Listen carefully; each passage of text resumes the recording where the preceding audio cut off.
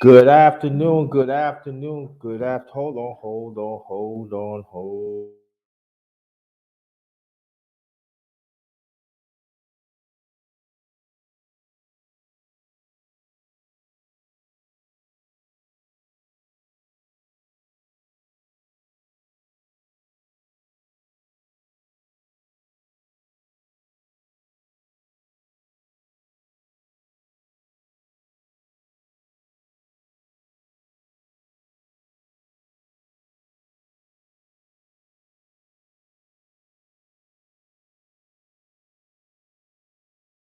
Let's do it again. Good afternoon.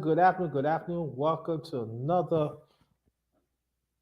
underrated men's talk. I see I got my partner in crime in the piece. I got Arthur Williams. And let me read this out quick. Just remember us as the righteous ones. We are still winners. That's the real. This is men's talk. This is my secondary channel, the number one grinder, real talk. And I'm urging brothers, you see the link in the chat? Hit the link if you wants to get onto a bill. All right. So I'm gonna hit y'all with this intro, and we're gonna be right back. It's gonna be a short intro, ain't gonna be a long one. I'm gonna hit you with this intro, and we're gonna get this going. Salute to the men and your families in the chat and also in the panel. Be back. Sometimes people don't know how much hard work you put in. But when it comes time to battle, you must think about each and every day that you put that hard work in.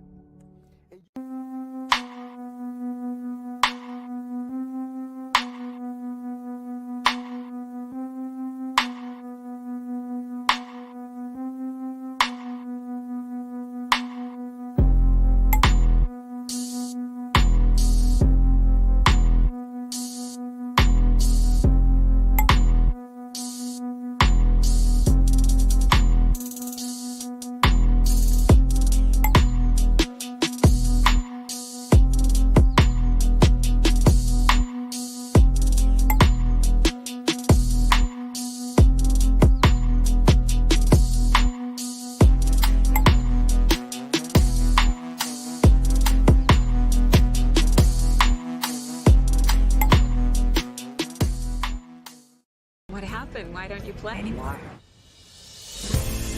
Brian Banks was 16 years old when he was accused of a crime he did not commit.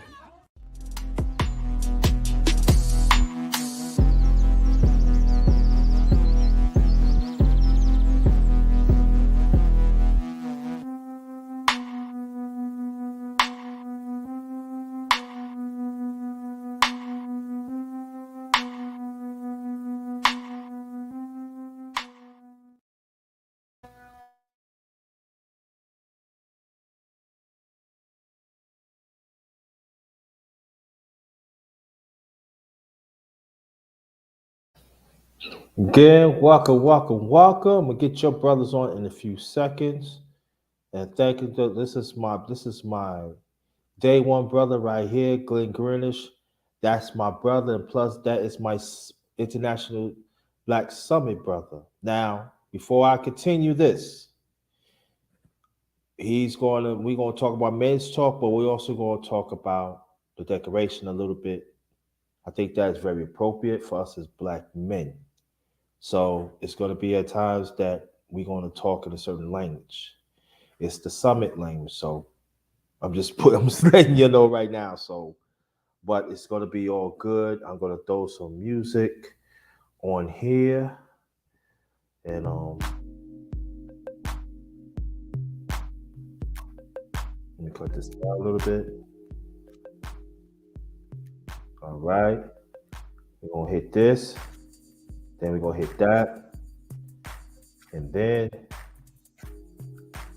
right there, introduce yourself, please.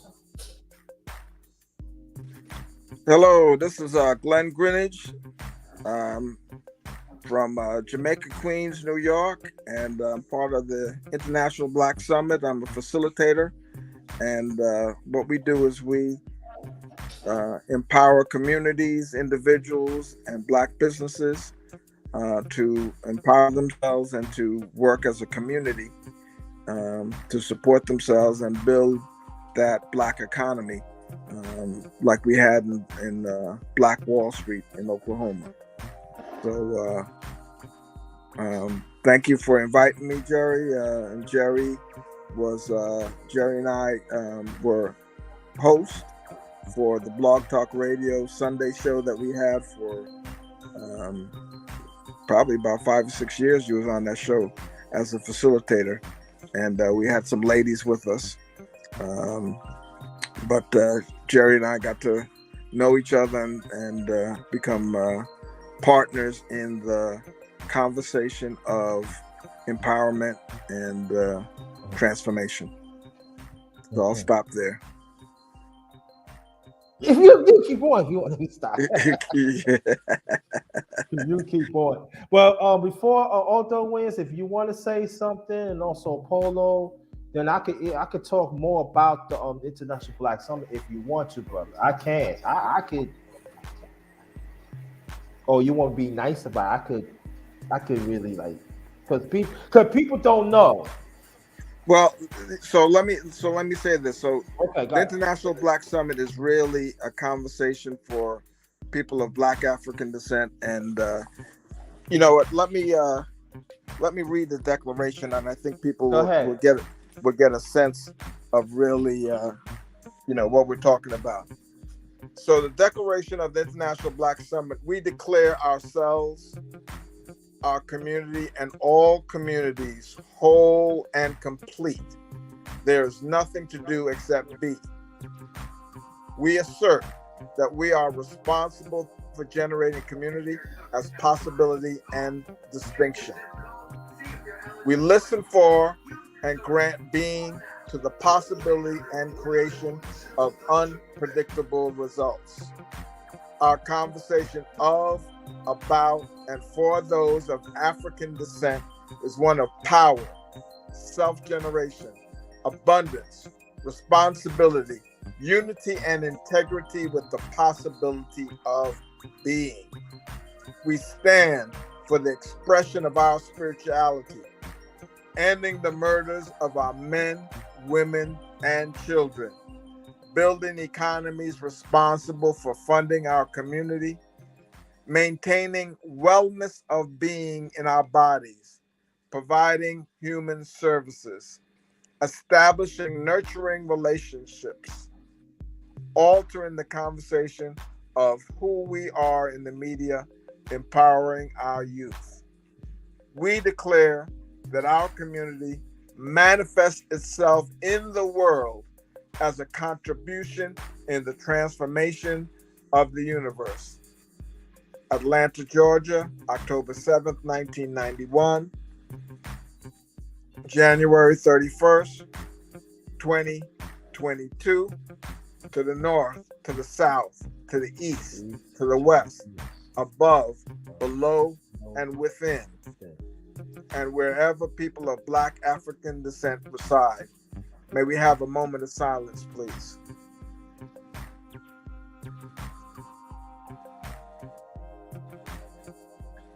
Thank you. Thank you, Brother Jerry.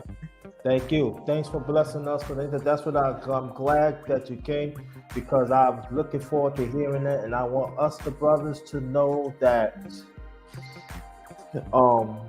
that you are respected.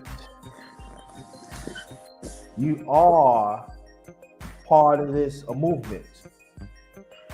And let me say something about the International Black Summit too.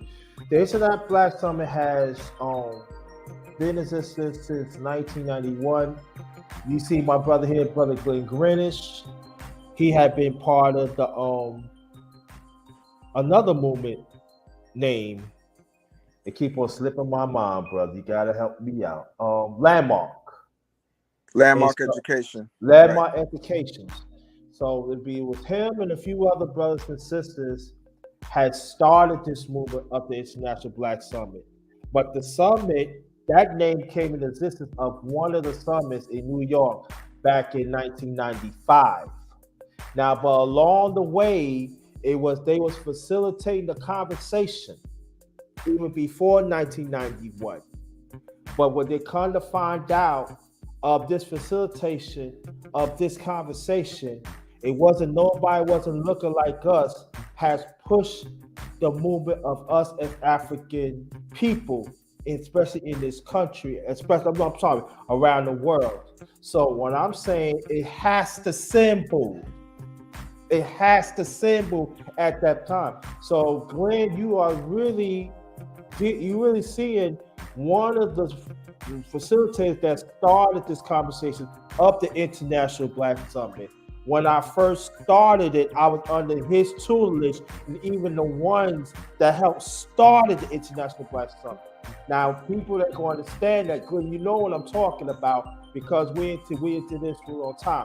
When you participate in this conversation, it will never leave you. I was part of the summit back in 2010 in Baltimore.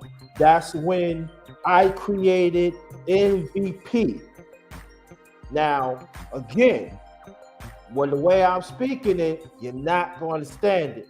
But that's why it's so important for us as men today to understand who we are as Black men.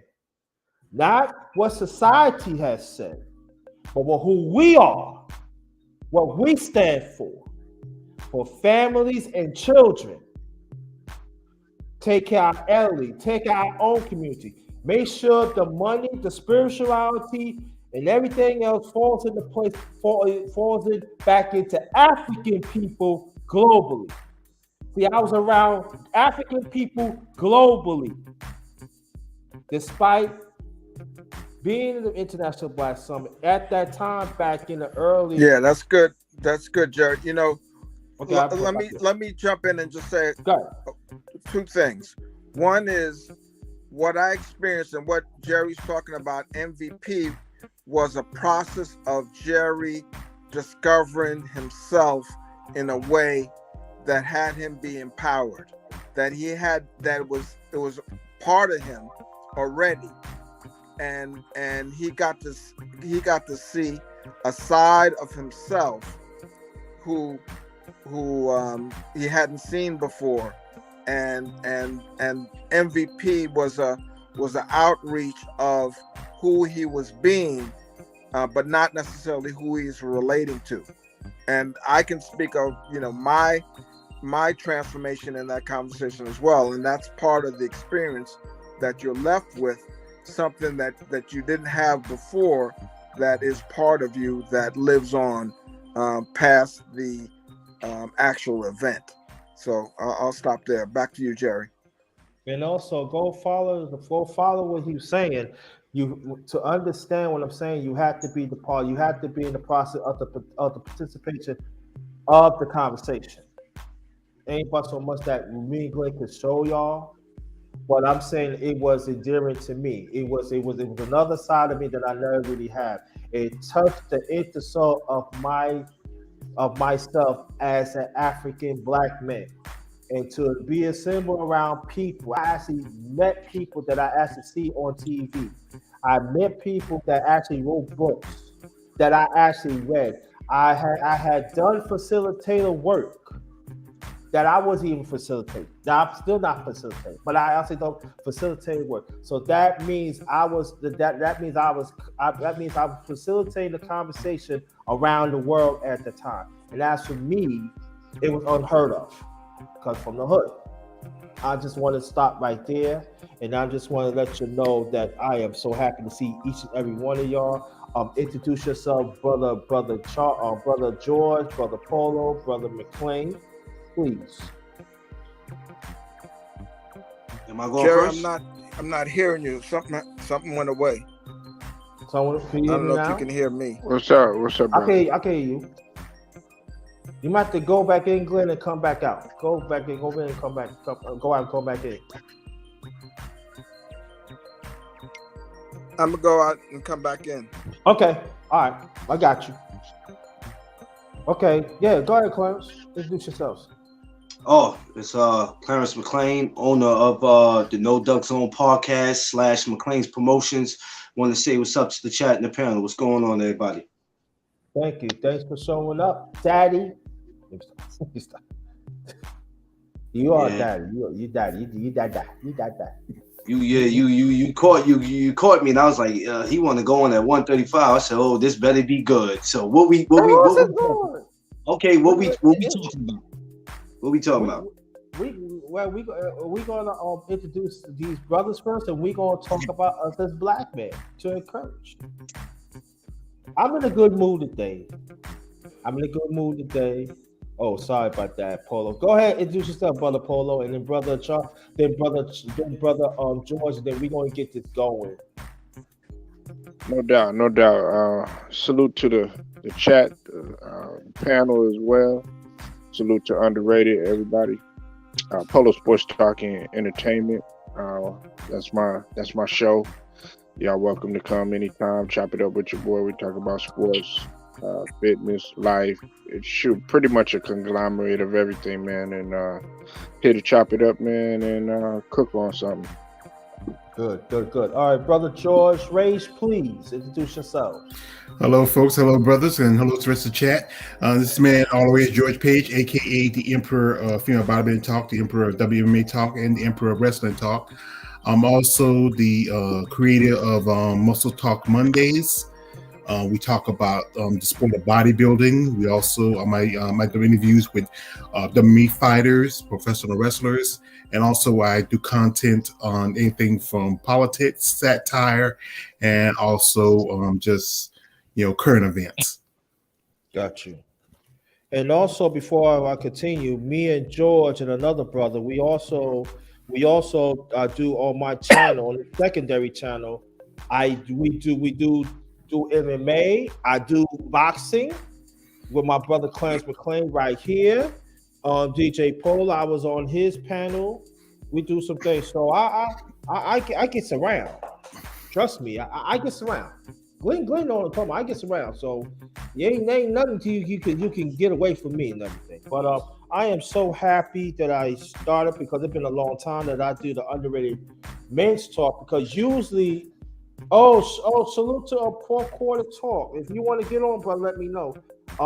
It's been a long time. I've been doing Underrated Men's Talk. Usually I do it in the morning, Glenn, because at that time that's us as black, and we more vulnerable at the time. So I do it like that, and I want you to join that too. Now, before I continue, me and Glenn did talk. I'm going to invite him back to the channel very soon. And me and him going to do a chop up, and we're really going to get into the International Black Summer, how we met each other, how they impact our lives, how did we meet and stuff like that. Because I think it's very important, y'all know that side of me. That when people talking about I do this and did that, I've been facilitating for a minute now. I've been in this, but it's not about me. So when you see the help, when you see the way I am and everything, re-evaluating myself, 2010. That's the growth. But we're gonna celebrate each other. So me and Glenn, I'm gonna bring Glenn back, and he's gonna be my main guest, and y'all gonna really going to see. And then at the same time, me and Glenn has been talking. So you're gonna talk. I'm gonna bring some people, my international Black Summit family. That's gonna happen soon too. So y'all will know. Because we have to get back to our own blackness. We have to get back to our own. We got to see each other and know that we doing things. It doesn't make a difference what background we come from. But to implement our right, to implement our existence.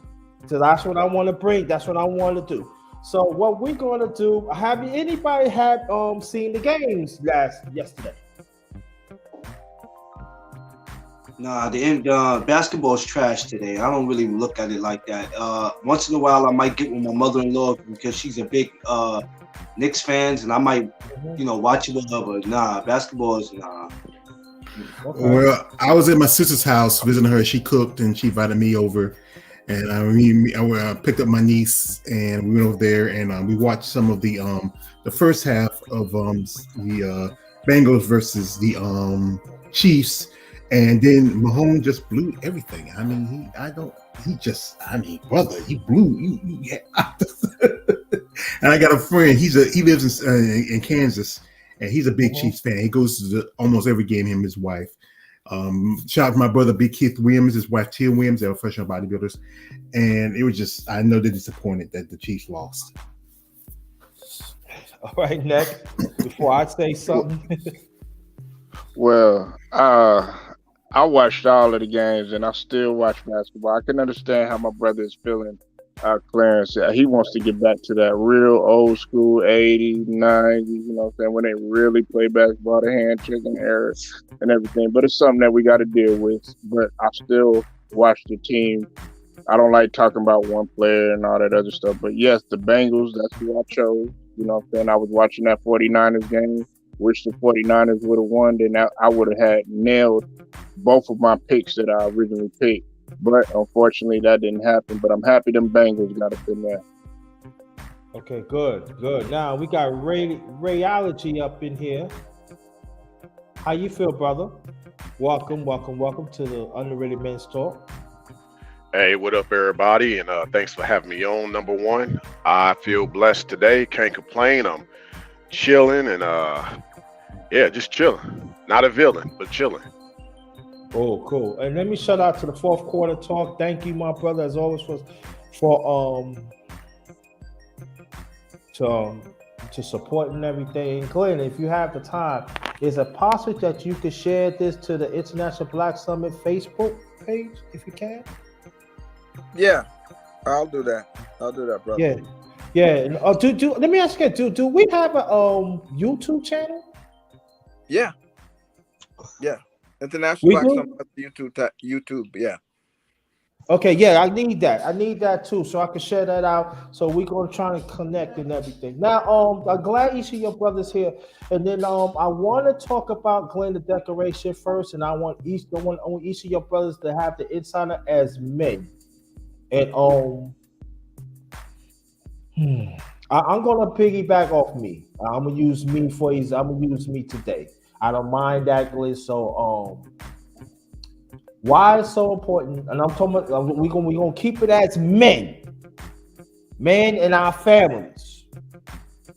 So I want you to understand that men in our families, and I don't know why people call me. I don't know why, but we're gonna keep it as men in it. Why it's so important of this work that we discuss on brother Greenwich, that us as men, we should have our own business.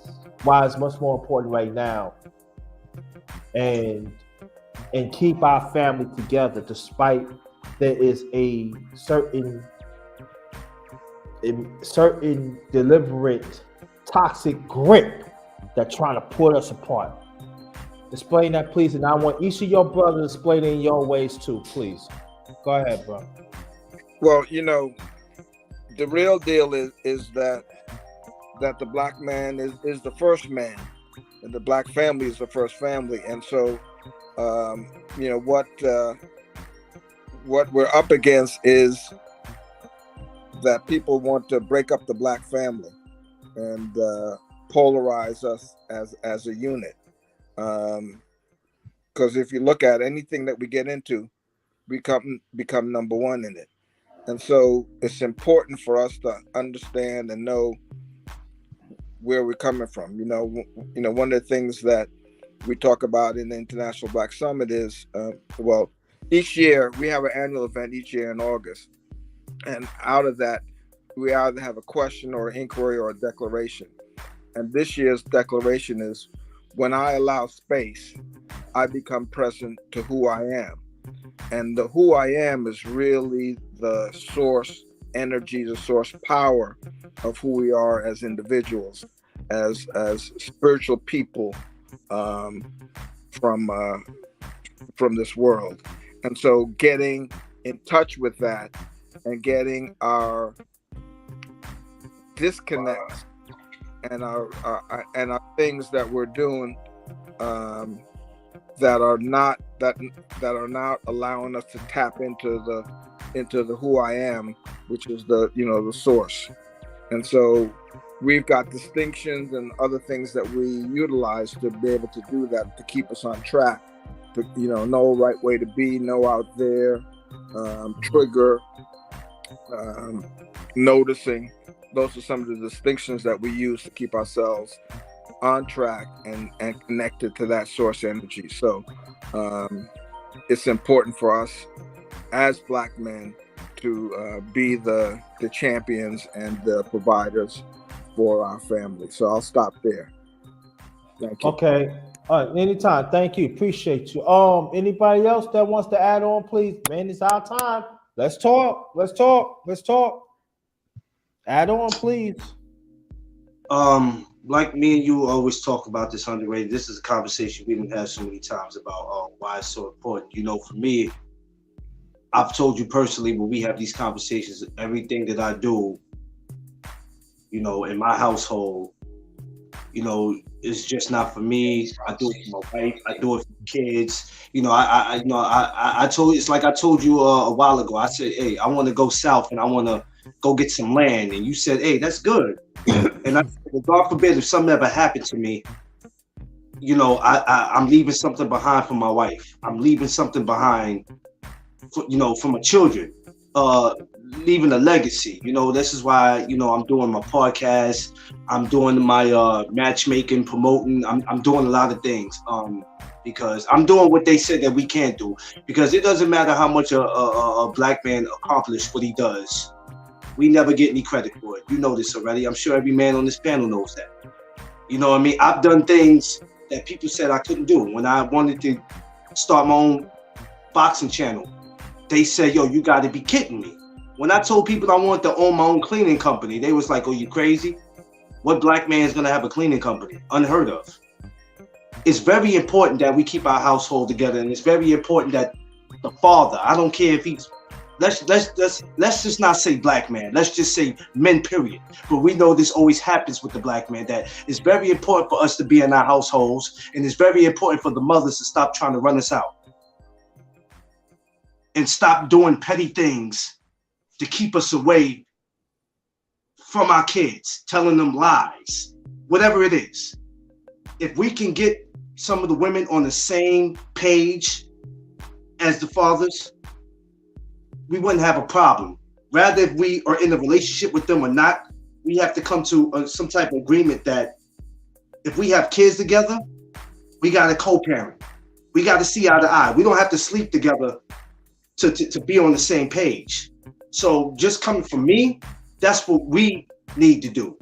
You understand what I'm saying? And we're doing our part. And like I said, no matter how much we do and we accomplish, we're never going to get any credit for it. And that's, I don't care if you are a drug dealer in the streets or if you're an NBA player. Just look at these athletes, these Black athletes. A lot of them are not getting no credit for what they do, no matter how much they accomplish. You look at people like Carissa Shields, you look at people like Earl Spence, never get any credit for what they do. So that's why it's very important for the Black man to be in the home and to do what he got to do to provide for his family. Great. I'm sorry about that. I got it. Next. Come on, brothers. You're up here. Move your mouths. Let's go. Our time. All right. Well, obviously I speak as a guy who hasn't quite had the family yet, but I understand what is at stake and what needs to take place. See, there is a growing generation of guys that will never know what it's like to have a family, let alone understand what it means to have a household. He just has a house, and he's barely able to hold on to that house. See, part of the household does incorporate the woman being part of that house to make it a home. She's supposed to be there to be a helpmeet in that house. And you obviously make sure that's what she's doing. I think that's been what's been lost, is how you as a man make sure she's doing what she's doing. I think that probably, I don't know if y'all can agree to this, but that's probably been 2 generations of lost information. Because we see now that people just cohabitate. They just live with each other. They don't really build. They don't really do things. There's no really entrepreneur spirit amongst the household. Getting up, everybody working out, everybody eating right, everybody. Let's add to the house. Okay, Johnny Jr. He want to be a boxer. Okay, let's build a boxing room. Let's. We might need a bigger house so he can have a place to box in his room instead of us having to worry about if we try to take him down the block to the boxing center, he might get popped on the way back home. See, a lot of this stuff I think is part of what's missing, and I believe for so long we've known that there could be this idea that we could bring this back in these times, but as y'all said, it's been a lot of different outer entities that's been taking away the black man's vision. You know, the fact that the black man has to have vision in that household. He's just there. He's just living amongst the chick. Like when a man tries to step in, and I guess what they say, be the man in the house, he can't come in with vision. Everybody thinks that's a threat for a brother to come in the household and have this vision that makes him the man of the household, makes him a threat. But I think this is a new age. As it is written, a house divided against itself can't stand. And I think for brothers that got real vision, you just realize, I'll just build a new house. And I'll invite who I feel needs to be invited or who's worthy of being there. Like men now, I think now in these times more than ever, it's our time to build those new houses and set the standards like before. Very good. All right, Yeah. Brother Polo, please. Yeah, man. Hey, you know, he hit both of y'all. All of y'all are hitting on some good points. Now, I am a family man. I got the wife. I got 3 kids, everything. So I know how it go. And my brother up there, he could probably fathom and relate to what I go through. Look, we are conditioned and programmed, or they try to condition us and program to think a certain way. That's just what I was telling Underrated earlier in terms of us. Okay, we have to rely on master. No, it's about what my brothers had just said. It's about having ownership and taking ownership and instilling that into the next generation. Because it's funny that my brother just said that, you know, hey, I want to leave some land down south. Well, look, if we come to the average individual now and we tell them about our ideas that we have and everything, guess what? A lot of us are already ready to shoot each other down or tell us, oh, nah, we can't do this, or be negative about it. No, nah. I'm gonna be like, look, I live in Texas. So you see right there, I'm already networking with my brother. That's just an example. I'm gonna be like, man, get your ass down here, man. I'm gonna show you where to go. So that way, because that's important, because my father probably not gonna leave me nothing behind. You know what I'm saying? And you got a lot of generations in which their father didn't leave them anything. And guess what? That generation is hating their father or hating their mother because they didn't leave them no land, they didn't leave them no business, they didn't leave them any type of assets or anything so that they can go ahead and carry on. But we're trying to change that. I want to leave my children something. I want to leave my wife something, because listen, like I was kind of Underrated, my last point, we're not promised the next day. So we got to set up stuff now. We always talk about, getting the bag and getting this and getting that. Well, what are you doing to help generational wealth for your future? Especially if you have a man, when you're a family man, all that time for you thinking about yourself, that goes out the window. That's good. Now we're gonna introduce my brother Nehemiah Israel, big bro in the building. Introduce yourself, please, brother. You gotta unmute your mic.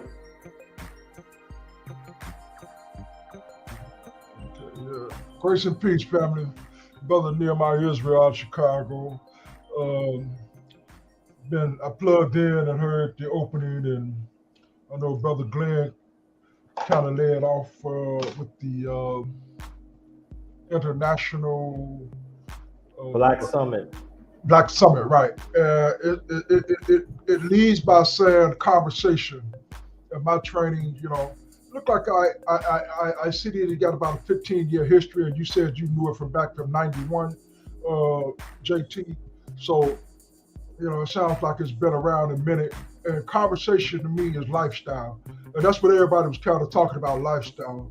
Me, myself, I've been in this tradition for about 30 years. And like everybody kind of speaking of the things that we come to know to constitute life. I don't agree with the colorism kind of conversation, the black, the white, I'm more like JT, keep it righteous, bring the righteous folk in.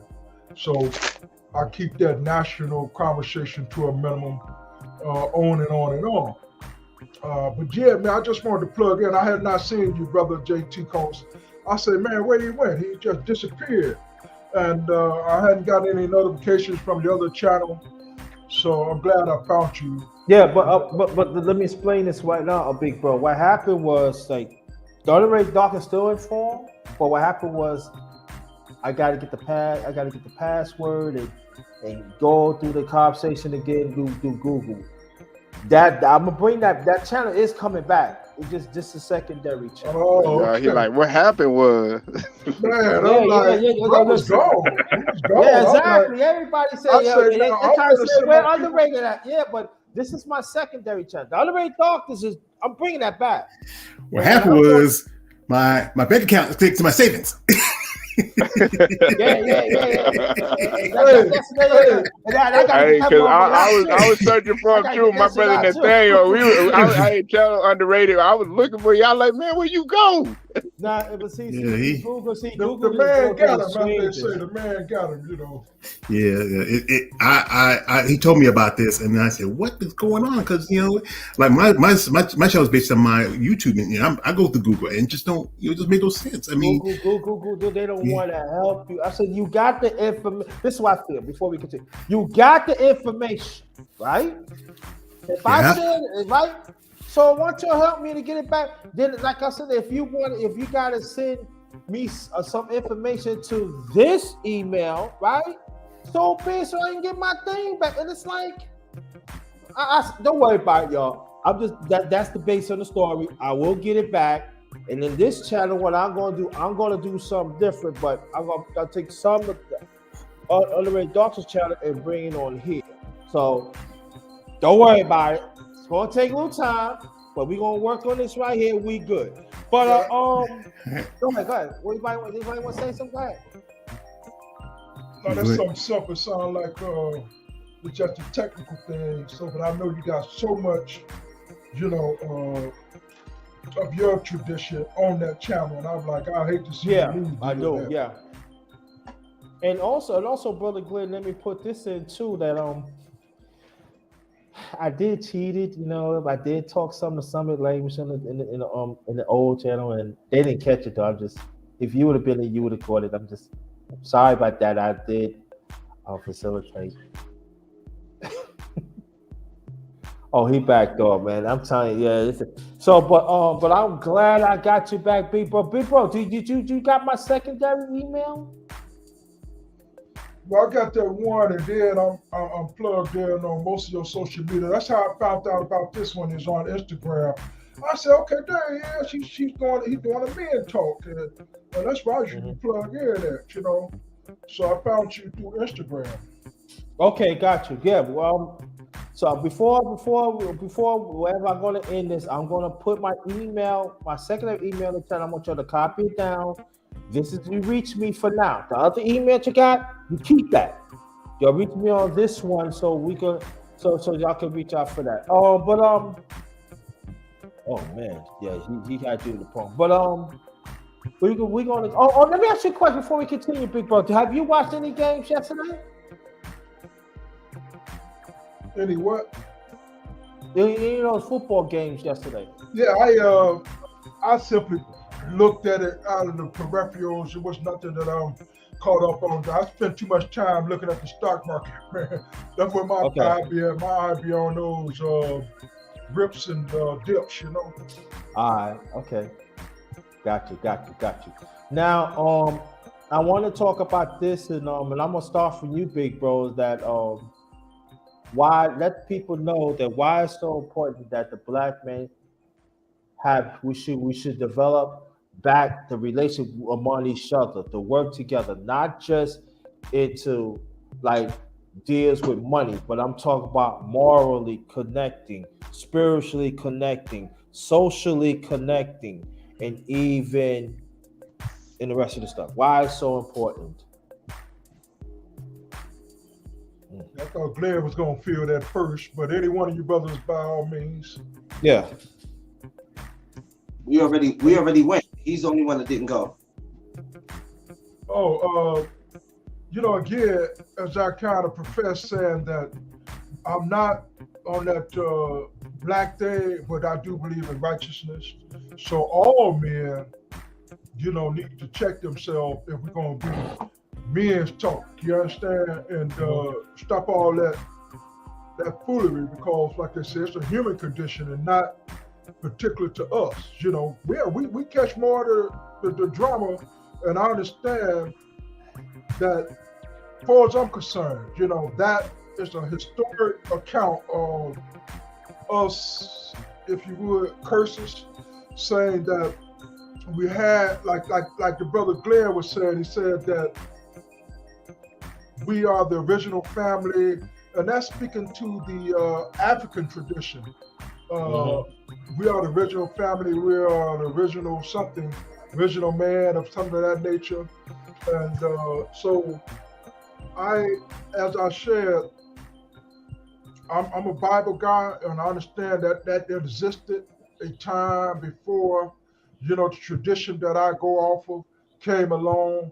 A lot of people say that it's a copycat. I said that, I don't care to get into that conversation if we're not going to actually be, kind of sort of per the school, not so much a debate or, that's come to know. We know on YouTube streets, it's a whole lot of debates arguing those points. And I say, that's what I like about your channel, JT. You really know how to kick that mess to the side and keep that focus on men, keep that focus on brotherhood, the sisterhood, and boxing and sports and music. So you're able to keep it simple by having conversations and not, I ain't gonna say, deep conversations, saying that, don't be fair weather, you got to be hot or cold. You need to bring it on one way or the other. So when it comes to that question about how important it is for black men to have conversations, I always go on record saying that it's very necessary to have it. But more than anything, it's a lifestyle. You got to live it. Like I said, it's a restriction that you got to put on yourself to live it. And like you said, it's not a economic per se. Economic is the last thing that we want to concern ourselves with. Like you said, the first thing is first things first, which is like little brother like to say, here before we build, right? You got to get your heart right. Get your heart right, then that other stuff comes. You understand the political, social, economic, variables. So it starts with the heart. You gotta, like I said, all righteousness is the mecca. That's the point where you gotta meet at. When you get brothers like Malcolm and Martin that run into Indian brothers, Martin run into Iranian brothers, and all the brothers that have went out from our tradition and connect with other brothers and men over the world. That's what it's all about. If you don't know, that's really what it's all about. It is a human thing, and like you said, there's a crime, an atrocity that takes place when it comes to our tradition, that we stay on the bottom. We've been on the bottom so long, it's like, man, what up? So it's very necessary in that regard. But understand that I think, like the brother said, we started out up front. If we didn't start up front, we definitely pulled up, right at the beginning of the program, and we should be further ahead. But this is one of those things that it's like,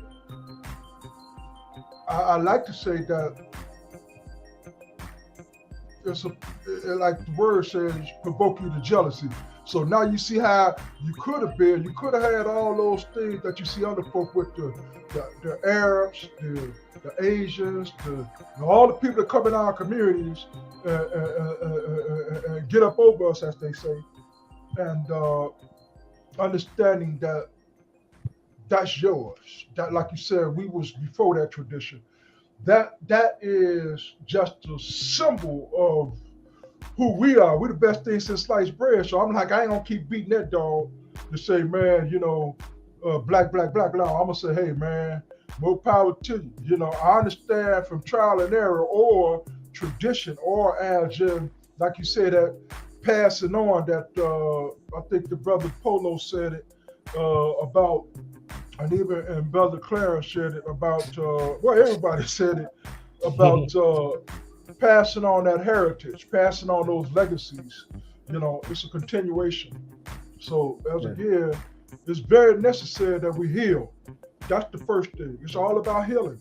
We know that a lot of brothers ain't got this information. They out there destroying themselves. They cut off. They just, like you said, especially the young brothers, they really cut off. It's a separation, it's a divide. But it's like enduring to the end. That lifestyle is about getting those things down and enduring it to the end. It's a life that you got to keep reeling it in, having that conversation. Yeah. You got to have a conversation. Yes, I agree. And let me put this out there too. And even the brothers in the chat, I want to thank y'all so much. It's like this. In this space, I'm talking about YouTube space. I put out this social media space. We're gonna take the International Black Summer out of it. I'm talking to comments. I'm talking to comments. Glenn know what I'm talking. So, this is what I'm saying. I be seeing a lot of spaces that men talk. Assemble. Nothing wrong with that. But we have to learn to assemble the ones that we don't know either. We gotta bring them to the flock. See, when I'm talking like this, go back 2010, when I turned my first summit in Baltimore, the International Black Summit. It helps me to understand and give me the reassurance that the African family is together. I met brothers and sisters in Africa. Okay? I know you MVP. I know you, and I know them. We broke bread together. We talking conversation together. We cry together. Glenn could tell me, because at the time I was living in Brooklyn, I was in tears because I did not want to leave my family. And it still had the effect on me right now that I have to hold back tears. That's what it's all about. We got to get back in, brothers.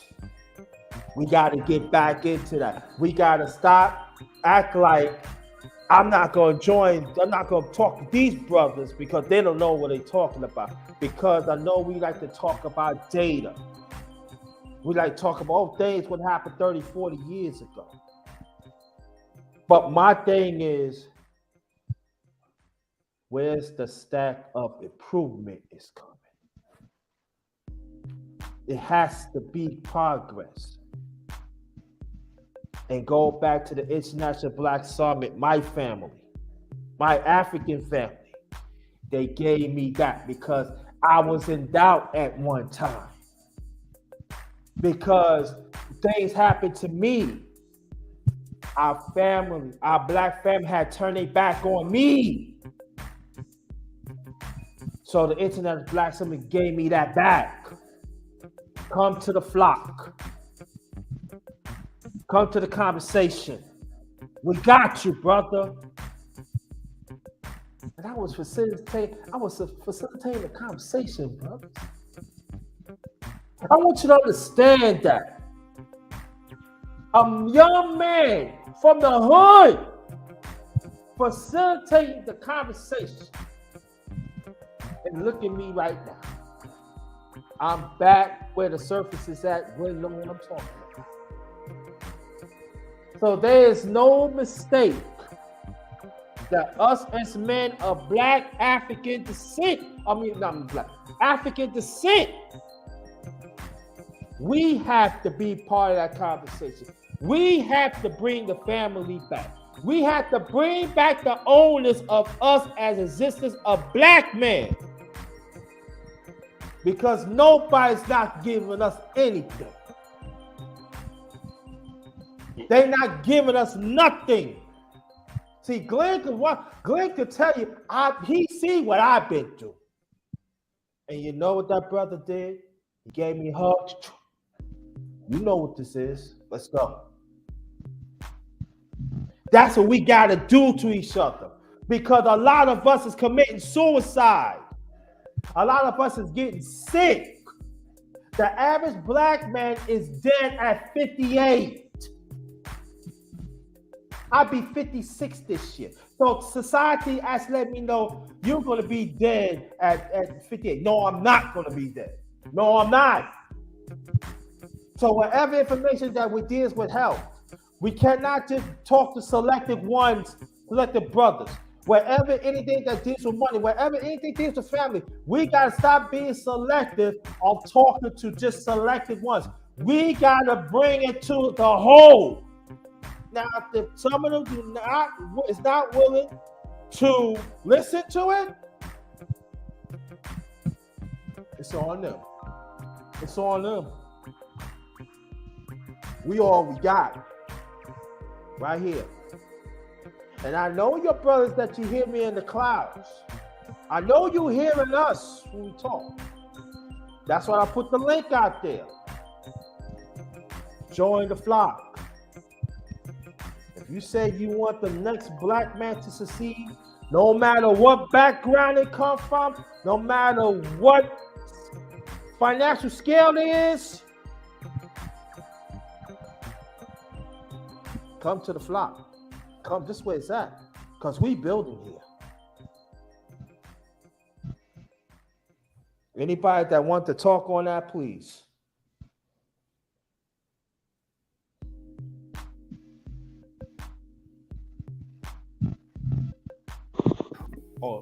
Well, when we start talking, well, as men, we have to do what we need to do for our families, for our people. We have to stand strong. Society, as we know, black men, we are targeted because the fact is that, people are envious of our strength and also who we are. The fact is that things have to change. And the black man should be the head of the family. All men should be the head of the family. It's when you have a wife, she should also be your partner. She should understand that you take the first step and she stands beside you. Like I said, I grew up, my mother, she raised me. My father and my mother were together for a long time. They went their separate ways, but they were still together as husband and wife. And I learned to be a man from my older brothers, my grandfather, and my father. And, a woman can raise a boy, but you can't teach him to be a man. He has to learn that from other men. If it's not the father, if it's the uncle, if it's your grandfather, somebody who wants to step up and teach you to be a man, that's the people who are going to teach you. Things we need to learn is that, we need to establish ourselves. We can't always, point the fingers at who's at fault, but our people has been, victims of racial discrimination, inequality, just a lot of what's going on. It's just so much things we need to do. We got to stand on. We can't depend on the politicians. We can't depend on, these people who are supposed to say they're supposed to help us. We have to depend on ourselves. If we get together as individuals and put out a plan and put it together and make it, viable, where people can, hey, this is what we got. I want you to understand this, and this is what we're going to do. And everybody comes together in that and supports that. We're doing pretty good. The thing is that it goes back to history of slavery, the old divide and conquer, how the master had divided the house Negro from the field Negro. is even racism when all colorism racism. So like, how remember back in the day, to make jokes about, remember this comedian talk about how high yellow was only proper from 1999 to it was 1991 to 1996, and how people saying people like talk how people like Wesley Snipes, how he's popular because he's colorism. We have that in our own community. White people, when something happens, they stand in unity. No matter, even if they don't like the person. Like even right now, the former dumbass in chief, people don't like him. They never liked him. But the fact is, they stood in unity with the man because the fact is he pushed their agendas. And that's what we need. We need people, even though we may not like this person in a way, but if that person is, campaigning for the same rights as us as a people and fighting for us, we should stand by him. Even if he does wrong, we should point out his wrong, but at the same time, if he's doing right, we should support that. Okay. Anybody else that wants to say anything about that? Feel free. Yeah. Well, and I'm getting where everybody's coming from, and I think there's still the underlying issue that there is still some generations of separation and division, and a lot of it, especially here on these shores, is reflective of all the tribes that used to be here. And of course, those of the African descent, you come from tribes too. It's that tribal aspect. So there's different philosophies, different thought patterns, depending on the region you're from. Even now, us coming from different cities. I'm from St. Louis, some of y'all from New York, some of y'all from down south. So depending on how you grew up, your area, your environment, that even affects the way you look at things. Now, I know like from certain backgrounds of being Hebrew, we try to come under this banner of what really is Yisrael, that aspect. But still, with that said, as a whole, amongst others that call themselves black, they're not feeling the Israel. Some of them are Hotep. Some of them don't believe that. Some of them don't want to believe that. Some of them have other beliefs like Satanism, just other different cultural practices like Egyptology, you name it. So it's deeper than just us coming together despite our background. Now, I know in the Islam community, they're pushing for that. You got people like, I can't even think of some of these guys' names, but y'all know some of the Islam guys that have been pushing for the greater black community to come together despite your background. But nevertheless, just to break this down simply, you have, based on what you said in number one, Grinder, and I'm glad the way you brought that up earlier, you have like stop being selective and just think about the collective. So that's two things. You have the selective and you have the collective. However, there's this other aspect that I believe also, the objective. And I believe the objective is probably the best bet. Maybe not in all situations, who knows? But the objective is you're just unbiased. Because despite the background where somebody come from, to be part of the collective, and given that the other person just wants to be selective, they want to be around more like-minded people, there are some things that just got to be done, certain issues that must be addressed, and some people might not agree for the greater of the melanated people to deal with these things. Like, and I guess my example of that is, you got someone, I'd say like Virgil, even Kanye West. Some people think Kanye West is crazy, but look at how they got to their position. Look at where they are and look at what they could have done with it. Well, Kanye, he out there, West Coast, taking care of the homeless. But imagine if some of that could have been for the people. But kind of reminds me of what he said before, a lot of folks accepted slavery. A lot of folks let it happen. They continue to enslave themselves. So it's like, I believe a bunch of people now in the future got to start actually getting to higher positions in our own lives. Start owning these companies, start taking over businesses. And then, unlike a lot of these celebrities, you actually bring a lot of people on board that want to help build on that vision, versus people you just merely put on and they just gonna try to take you down. You actually start to have a business mind for everybody. Like, this is not just giving you the hookup. Like, this is business, and I haven't seen that really amongst our people. I haven't seen the business side of it. Well, Not reality. Oh, my bad. no, I just want to say one thing. I seen it.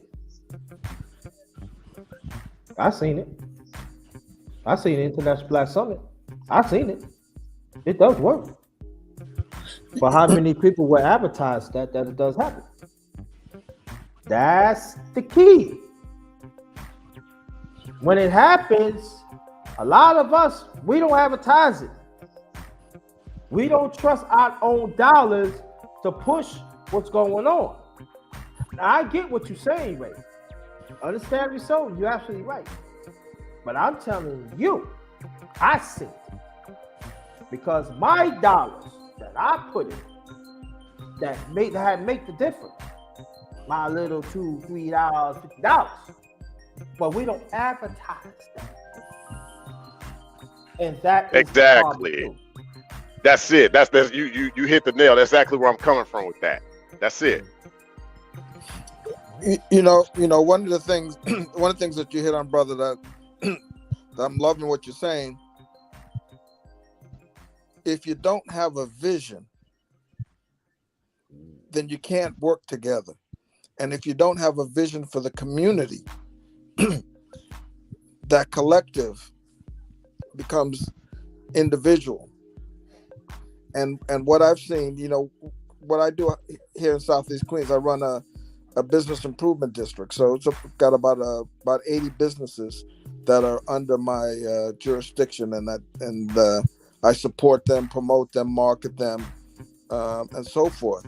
And I also have a radio station, WGJS, and have a radio show called The Hour of Power. And what we talk about, we concentrate around business because that's my background. My background is business, and giving out information, so letting people know how to start a business, or if you're in business, advertising and supporting, and what you need to get to the next level so you can get access to capital. But coming back to this vision conversation, when you have a vision for your family or for yourself, that's cool. That keeps you on your grind. When you get to go together as a collective and begin to create a vision for your community, that supercharges those conversations. And what I've found is if you've got a vision for the community, people who hadn't worked together, don't want to work together, begin to look at, well, wait a minute. I see my vision for the community inside of this bigger vision. And people start to connect and put their differences aside. You mentioned the Hebrew community. One of the things about the Hebrew community is a lot of times they don't even like each other, but they're going to put their money together to make money. I ain't got to tell none of you brothers on this call, the dollar circulates 10, 11 times before it leaves the community. When we talk about Black Wall Street, that dollar stayed in the community for over 2 years, back and forth, which is what made that wealth a collective conversation. So it's been done. So this is not even a new conversation. It really is about what is it that we envision for ourselves and our community. And when you talk about community, and what number one drive.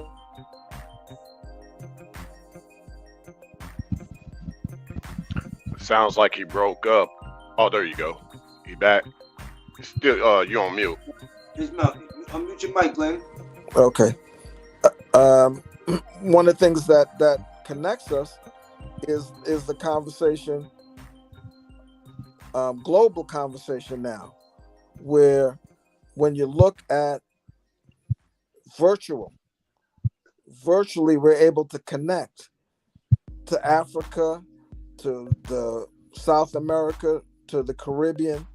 We've got access to all those things now.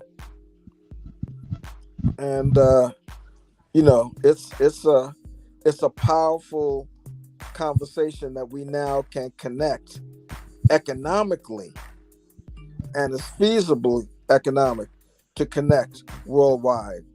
So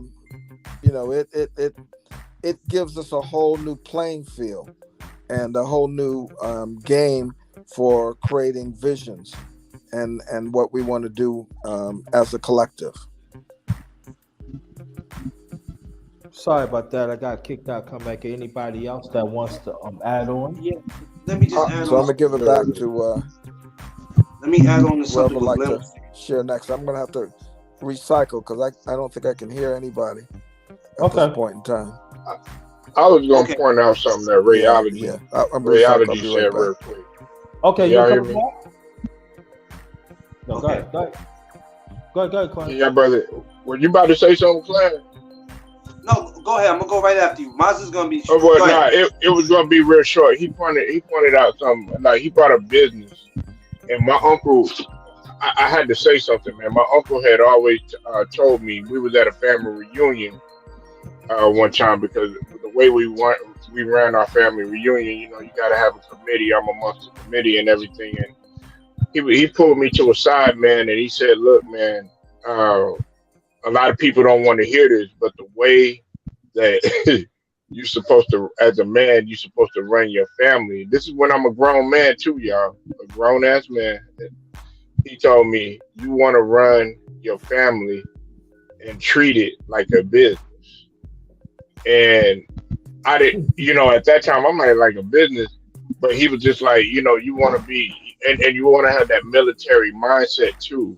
You want to make sure that everything is structured. You want to make sure that everything's on time. You want to make sure that everything falls in line and order. You want to make sure that not only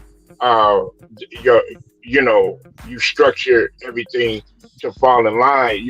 That means with your kids, you want to make sure that your kids and your wife are looking just as good as you are. You know what I'm saying? And my uncle, he had told me it's going to be some times where you might look, I'm not saying God awful or nothing like that. You might not have the best shoes or the best clothes, but guess what? Your son, he got the best clothes, nice clothes on and the nice shoes. Your wife, her hair and her nails are did. Your daughter, her hair is done, and make sure that she clean and properly and dressed good. And you got to make sure that everything is falling in line, just like a business and everything. He had already told me that, so I thought that was a good point that Rayology had brought up. And I think if we had that mindset to treat everything like a business, anything that we do, I think that we'll excel and we'll progress a lot better. Gotcha. Okay, go ahead, Brother McClain. Boy, I love you guys.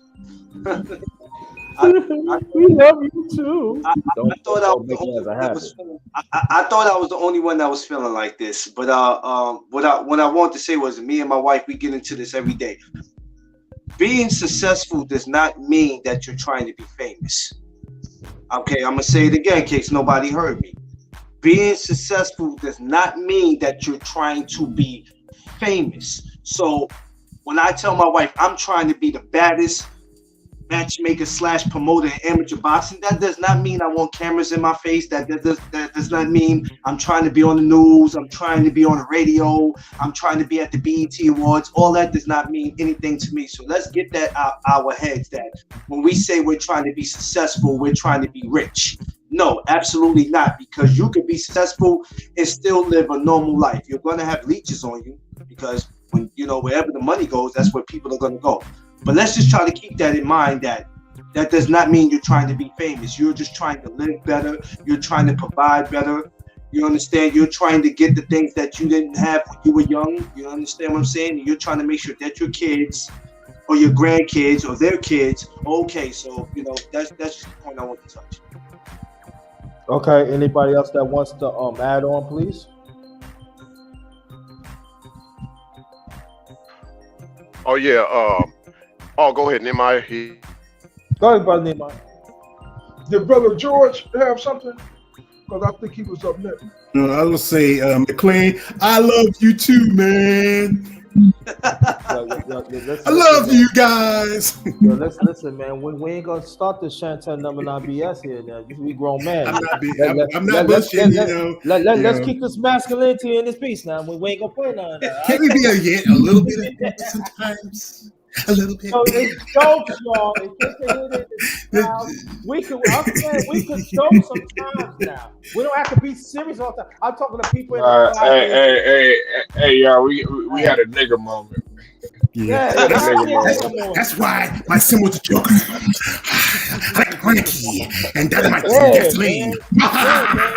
I'm like heavy D at the end of life, man. Is that a tear? No, I'm all right.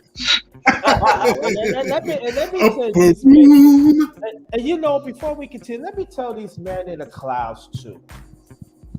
Stop talking about women all the time if you ain't getting her. Now, if she ain't getting you nothing 40 years ago on your prom day night, that is not our fault. Life goes on. You understand what I'm saying? Women is going to be women. You know, y'all talk about this. You know, women understand that now. If you're going to critique the problem, make sure you have a solution for it. Could I say it again, brothers? Amen. Speak on it, man. If you're going to critique the problem, have a solution for it. And at the same time, what each brother is saying here is this, that you cannot be selective. It's got to be the masses. It has to be the masses. Oh, go ahead. Just keep in mind, Underrated, my wife is watching this, so if I don't get none tonight, me and you fight. If I don't get none tonight, me and you are going to fight. Hey, Underrated, man. You gotta forget it. Me and Clarence, man, we might have to end up in the doghouse, man.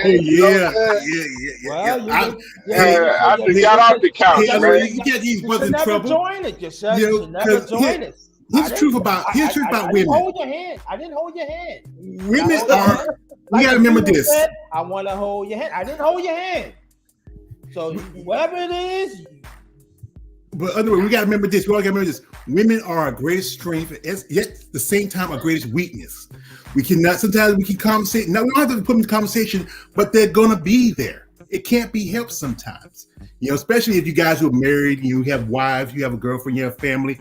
That's the hard part sometimes. You just sometimes it's just. It used to be. You remember when you started out, it was just you. Then it's you and her. Then it's you and us. You know, it's the kids and her, everything else. Sometimes we always got to remember women are there. You know, they're not the enemy. At the same time, they're always not your ally, you know. And, you know, my brother Clarence, the brother Polo, you know, you guys who are married in commitment, I respect that. Me, I'm a bachelor. I don't have no children. I never had a wife.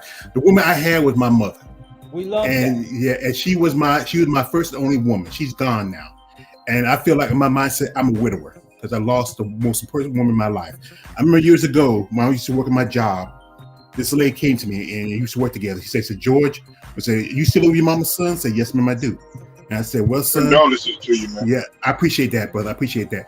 And I said, son, stay with your mama as long as you can. Go out and do what you got to do as a man. But always come back home to mother. And that's what I did. I did do with the hand because my mother was, I remember one time I was working at this cold storage place. I came home, it was freezing.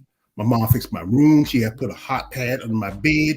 I mean, you know, she cooked for me, my brothers, when we get off work. I appreciate those things she did for me. And I miss them. I truly do. And when she got sick and down, as a man, I stood up and I took care of her because she was my woman. You know, you can have, you know, like I said, no offense to you guys, you can always have another wife, you know, but you can only have one mother.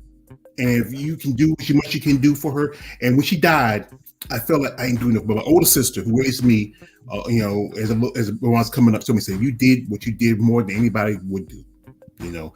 And you know, I think about it sometimes. I cry. I'll talk to her in my head, tell her, "Mom, I miss you." And there's times that I wish she were here with me, holding my hand.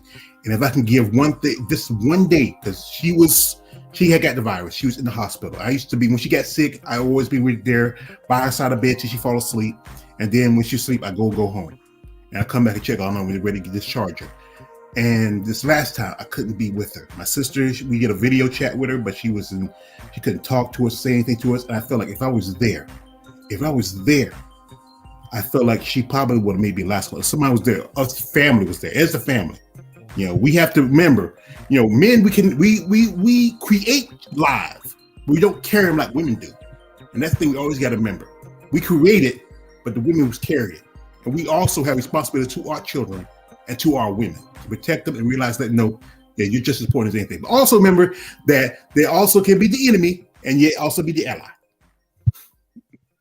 Yeah, but also I want to say this too, and it's very, very important that we did created it, but we have to understand that we are human beings too. We got to understand, like Brother Glenn said, we are the original. Because if it wasn't for us, it would not be no birth. And I know that sometimes when we talk like that, there is a conflict. Stop with what Underrated say. See, I was thinking even that. Yeah, I was thinking that even with what you were saying, George, and maybe you could answer this. But like, yeah, I mean, we think about in these times and in the times to come, what will be the future like? Because we do talk about, like y'all said, with the summit and stuff, but like if there's like a woman's summit of some of the old ways of the old grandmas being brought back. A lot of gals don't know how to cook and things like that. We talk about that. You hear that all the time out there, but it is like an epidemic because, most of the times you'll get a chick that ain't cooking for you. She'll just poison you, but that's just another topic. But really with that said, that's the thing about this, Ray. My mother taught me how to cook. I can cook for myself. I can clean for myself. I wouldn't mind having them cook for me, but you know what? If I do these things, all these women for the one thing I need, that's I'm done. Right. Yeah, Brother Nehemiah, if you want, you get into this conversation, please get into the conversation. You know what? It's like I told somebody the other day. I said, I don't know if I was wrong for saying this. I said, there's no more big mamas no more. I said, you see a lot of these grandmothers, they're in their late 30s and early 40s. I'm like, where's the big mamas? Yeah, my mother was, I would say she was big mama. 80 years old, man. She's still calling it. No, man. I love what George said. It's all about love, and I hear what Brother Clarence said. It's all about that beautiful wife he got. So, like they say, the best thing under the sun is that wife of your youth. Brother Ray really punched it, and Glenn, piggyback. Thank you, Brother Elijah. Y'all shoot it around, man. Thank you, Brother Nima. Yeah, thank you. That's a commandment, man. It don't get no better than that. Love is a commandment. You must love. You ain't gotta like them. You understand? You must get that right. And what is that? That's about obedience, like the brother said. It's about what the evidence, like Brother Jay keep reiterating, that it's all about righteousness. That's his little thing that you say. Just remember us as the righteous one. That's all. Exactly. Like I said, everything else is you got to put first things first, man. First things first. And like I said, that money is the last thing. That's another thing, a tradition that's not from, more holistic people. They not about that doctrine of gain.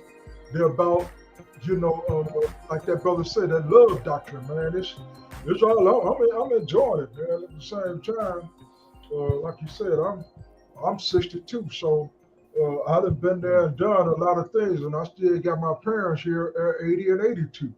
They still knocking it out the park.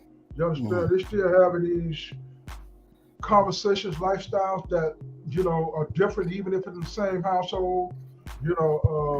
The struggle, on and on and on.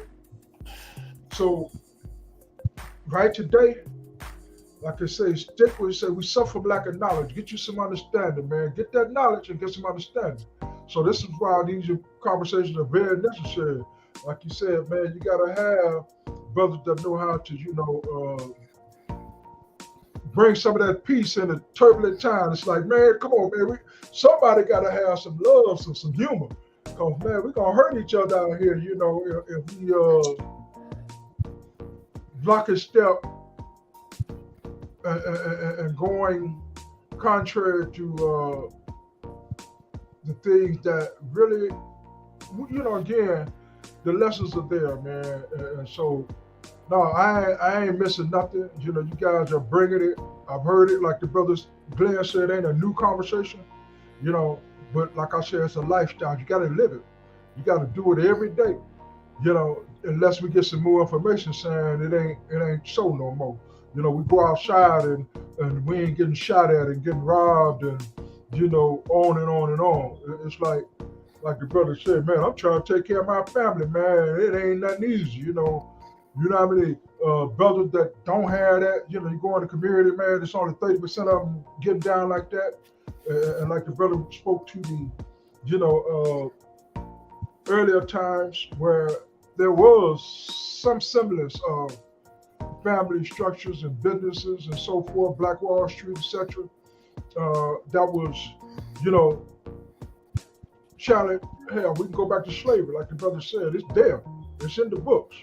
That's why it's important, I think, to stay on that code. It's like you gotta love. It's about humanity, man. It really is about everybody. It's big enough for everybody.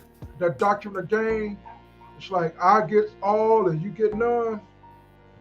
That's where they're missing the boat at. The brother, Claire said, well, man, I ain't trying to be famous. I'm just trying to get a little cheese. I'm just trying to live. That's what it's all about. It really is,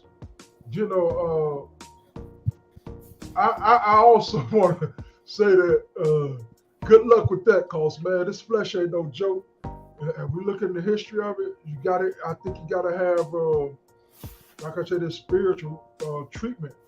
And that is, conversation. Yeah. You gotta have a spiritual treatment, which is conversation. Conversation remove those technicals, and we get liberal. We're not liberal. Open-minded. Huh? Yeah. Open-minded.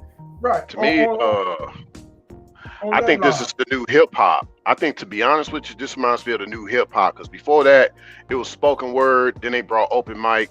But now I think some things are coming back into the fold, like, with hip hop dying off and all that. But this is like where you can really speak the truth, the underground part, where I believe, especially as we build outside of YouTube, you can have more of these talks to bring more solidarity, more clarity.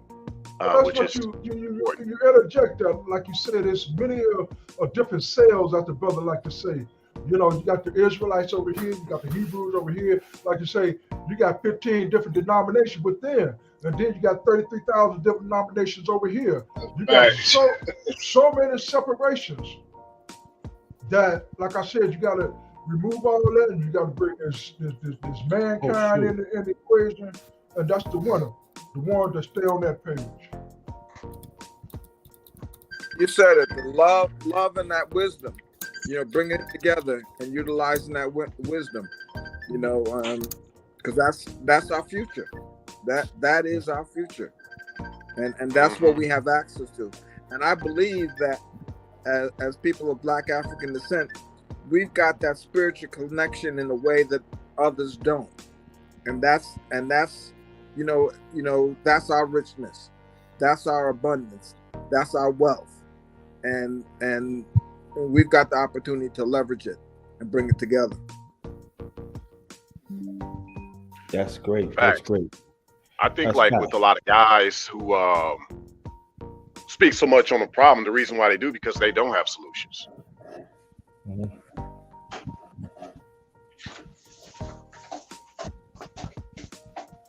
Yeah. That's what it is. It's like you said, it's bringing together that whole containment, that pendulum swing from the youth, from 8 to 80. So that's where it's got to be bridged in every regard. Like I said, that's an ageism thing. There's a sexism. There's so many variables, but it really comes back down to, I keep saying humanity, but then if I'm gonna be clever with it, I'm gonna say God. You know, that's what I'm Hold gonna on. say. Hold that thought. Hold that thought. Hold that. No, hold that thought 1 second. Let me think. Who is this? Oh, good. Trollers. Get rid of it. Get rid of it. Get rid of it. Damn, yeah, Get rid of it. Get rid of it. Don't. damn. Yeah, that's like Riley from Boondock says, nigga, that's gay. Folks, I really appreciate y'all brothers and your time. I gotta duck out and do my podcast. I gotta wash my eyes out after seeing that. Delete the trolls. Hate on haters. I really like to talk more with y'all, brothers. This is great. I really enjoy something like this. I don't get to. This is what I want to do, George, and the rest of y'all. I'm gonna put my email. Oh, you already get my. You just text me the email because you know why. No. But I want each of us have each other email because from now on, the next time I'm gonna do this, I'm gonna send y'all emails out to y'all to come on the panel. That's why I don't like. Jay, don't worry about that mess. Don't let that shake you at all, brother. No, That's real. That's that. No, it doesn't shake me. This is how I do it. Mm-hmm. I do it like that for now. You know what I'm saying? Yeah, just like you usually do. Just text me this information. I gotta head out. I gotta do my Must Talk Mondays. I appreciate y'all, brothers. Have a great day. God bless. And to all the married brothers, just watch your back, like they say in the Wu-Tang Clan. Protect your neck. Yeah. Also too, me and George and another brother, we do MMA on Sundays. So swing back. Yeah. Right. So I want you to check that out too. Yeah, if you're a fan of MMA, we talk about both the men and the women. If you want to talk about, share with your who's your favorite. Just we saw the brother Nagano just beat up Gon, and just show support of WMA, MMA, WMA all together. Because the fact is, these fighters they get barely nothing compared to boxing, barely nothing. All right, folks, I see y'all around. Thank you, appreciate that. Salute to you. I'm out too. JT. Love y'all, brothers. I'm gonna reach out to you. I'll reach out to you later on, brother. So I get the information so I can send it out. All right. Peace, brothers. Love you too, bro. I got your website, man. Good work. Thank you, brother. Peace. Peace. Yeah. Now I guess it's us four right here. Next one right here. Got Reality XM. We got the one and only Clarence McLean, and we got Big Brother Nehemiah Israel. Anybody that wants to donate, my email, my cash app is capital JT 53000. Shout out to my sister Amanda Gathers. Thank you so much. Underrated. Let me ask you. I can't send you nothing in the cash app. Do you take food stamps? Yeah, I take two. I take those too. I'm being stingy too. Don't give me no doggone $5 because I can't do no $5. I'm a grown man and I run a household. So if you give me $30, I'll be all right. Man, I ain't messing with you, man. Leave me alone. I ain't messing with you. Oh man, right. I'm glad I joined this. Support the number one grinder. Yeah, support number one grinder, the best kept secret on YouTube. Yeah, support me. But I'm glad you're here because I was going to ask Glenn, because Glenn had kids too. Why is so important? Oh, Ray, do you have kids? No kids. Wait, you. Oh man, Ray, they gonna come after you in 2022. Get prepared. Yeah, man. They're gonna shake their tootsies, especially on TikTok. Oh, look at me, them old ladies and stuff. Oh, my man, GG, what's going on? All right, yeah, we got the one and only Cool Jits in the building. Yo, what's up, JT? What's up, everybody? What's good? What up? Yeah, man, I'm doing fine, man. Just on the road right now. Okay. I'll come stop up with you a little bit. Thank you. Glad you showed up. This is the one and only Kujit. This is the Underrated Men's Talk. I haven't done this in a long time. The last time I did it was like almost 3 years ago. Matter of fact, Nehemiah Israel, That's the last one you've been on too. When I did the underrated men's talk. So yeah, and so I'm glad that JMJ in the building. If you want, oh God, if you want to join, let me know, JMJ. You want to get into the building? Come up here. But we're gonna talk about kids. Now it doesn't mean when you're single, you're not a father or you're an auntie. Or your uncle and stuff like that. You still nourishing kids. Mhm. Doesn't mean that. I'm a godfather.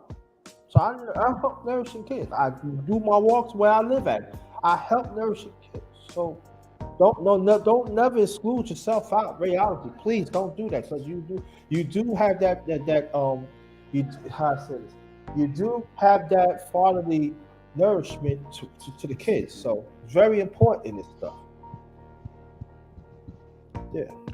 Oh yeah, man. I mean, you hear so many guys that that bash single mothers out here and things like that. I just think about the kids, and especially if the fathers ain't there. I just think about the next generation. Like, the thing is, it's not that you hate those kind of gals. You just really hate what comes with it. Meaning, like, you just don't deal with it. You let her know what's to be tolerated and what's not to be tolerated. But with that said, in a nutshell, I've seen cases where, I mean, even someone like Shaq. I mean, he had a certain influence of a person in his life to where he saw that guy as actually his father. I think it's more important, like you kind of said, number one, being that fatherly figure versus just this title of being like a father, and people don't live up to that title. Like, there's a lot of guys claim to be fathers, but they're not real father figures. And I think that's definitely needed. And it's just more or less to where you regulate it to where the Jezebels don't have their another troll. Oh gosh. Yo, Yeah, there you go. let me see. Yo, J and J, you better check your email because somebody using you, bro. Boy, underrated. You out here pissing people off.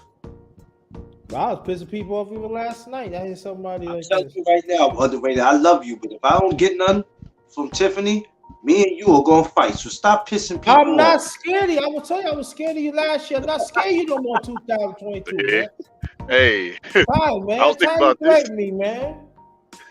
I I ain't my Captain Crunch. I got my Captain Crunch. I got my Captain Crunch strength, man. 2022. What's up, dog? I'm in Hey, New York too, man. hey, I was thinking about this though. Like, let's say like we were actually at a conference, nice 5-star hotel, something like that. We got a conference room, right? And we talking like we doing right now. But out the Yeah. blue, somebody shows up showing that behind. That's basically what just took place. Oh my God. And you know what? The first thing my wife would have said, what kind of doggone meetings y'all got going on? And a lot of folk are sick like that. That's why it's important to have these conversations, man.